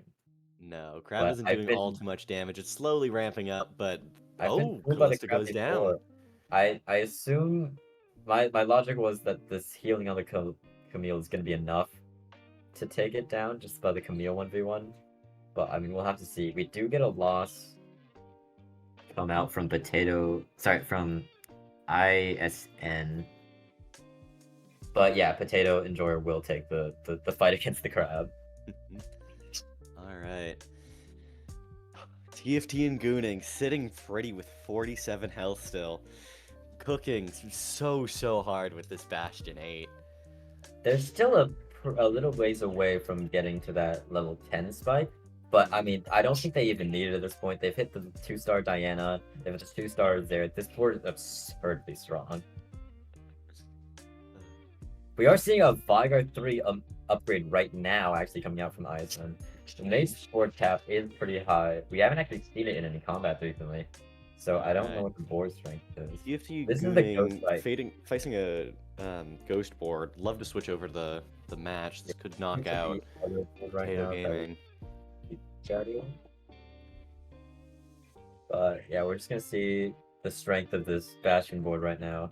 I mean, it's actually having a pretty hard time taking out this board with the Callista. And Camille is getting devastatingly close. The question is, yeah, okay. Their damage is absolutely absurd. That was 28,000 damage from the Xerath. We do see the knockout of 3rd place, though. It is now a 1v1 for 1st place. Very good try from Potato Enjoyer. This is the fight for the tournament. Both of these players are in check. Whoever wins this 1v1 is going to take the entire tournament. Now, it's actually a great storyline because this is the Bastion ambassador himself playing what seems to be his favorite board versus the Mage comp that has gone 8th, I think, 3 times in this tournament. And it's also the 1-cost Mage comp, which has just been doing so abysmally. If it can actually take a win against this insane Bastion board, it'd be absurd. But it does not look like I don't think it will happen. Bastions are strong enough as is, but with the extra Dragon Charm to help out, that's just devastating. Wow. And I don't think even the Dragon was necessary. Basically not. have Oh, with a roll for a really strong hero. Sorry, for a really strong charm. And I think, oh my god, the power. tower. There it is. Oh This my. is statistically the strongest charm in the game. This may I'm yet sorry, be the David. game right here, folks. This is looking like a TFT and Gooning finish here. The first person to ever make it into Czech in this tournament. The first back-to-back first, back-to-back first and then second. No, first and then first again, which actually could have ended the lobby at game 3. Maybe taking their time, but they are gonna get that victory they were looking for. And this is just gonna be. Here it is, folks. He wins. That is it. Bastion 8 with 0-2 backline. Absolutely absurdly strong board to finish out this tournament. Amazing show of force. From a back-to-back first place, stooping down to 7th place, and then scooping back up with an absolutely crazy comp. And what a monstrous overall performance by TFT and Gooning. They've gotten 33 points overall in these past 5 games, which is an average placement of almost 2nd place. It's like 3.7 average. Sorry, 2.7 average, which is just, it's absurd. It is. Not a single bad game came out from them. Their overall performance went first place, 4th, 5th, and then 1st again, which is just that's what I wish I was seeing in my ranked games. And it's not to say he was going up against anyone and any old schmucks. We had really, really strong performances, great boards from everyone else, but I mean, with luck like that and skills to match it, it's tough to beat. Yeah, I think it was. I don't think anyone could be really dissatisfied with that victory. He definitely earned it. By far the best overall player in the event and the final winner with the checkmate format. There were a lot of other standout players. I would like to say the comeback from the OG Don Juan almost worked. Absolutely. That first place after so many losses was pretty hype. I think the best. Another really strong performance overall has been Potato Enjoyer and Firo. Firo, I think, has been our most consistent player. Definitely. Really just keeping in that middle of the pack there for a lot of the time, running really nice comps. Yeah, they've gone 5th twice, 4th once, and 6th twice. It's 6th and then 2nd. These are really respectable placements. There was a bit of struggle, I think, with him trying to get that 1st place finish. I think there may be some issues with capping out the board, but overall consistent tempo, just very impressive. Absolutely. Well, it's a strange sentence to say, but TFT Gooning has finished 1st. I mean, honestly, with a name like that, who could have expected anything different? It's absolute cinema. Congratulations to our 1st place winner, TFT Gooning, and also our 2nd and 3rd place winners, who will get money at the end of this that I have to do the math for on who won, but we'll see. And then also, once again, a very special thank you to the sponsor of this tournament, AVerMedia. Thank you again for sponsoring our TFT tournament. They are funding our prizes, our 1st place winner. Remember, their products are for streamers, content creators, professionals with communication tools in the office and everything. Just exclamation mark AVerMedia. Look them up. Highly recommend. #ad. And yeah, that's it for our tournament. This really couldn't have been done without them. So huge thanks to them. Check out their stuff. It's pretty quality, I will say.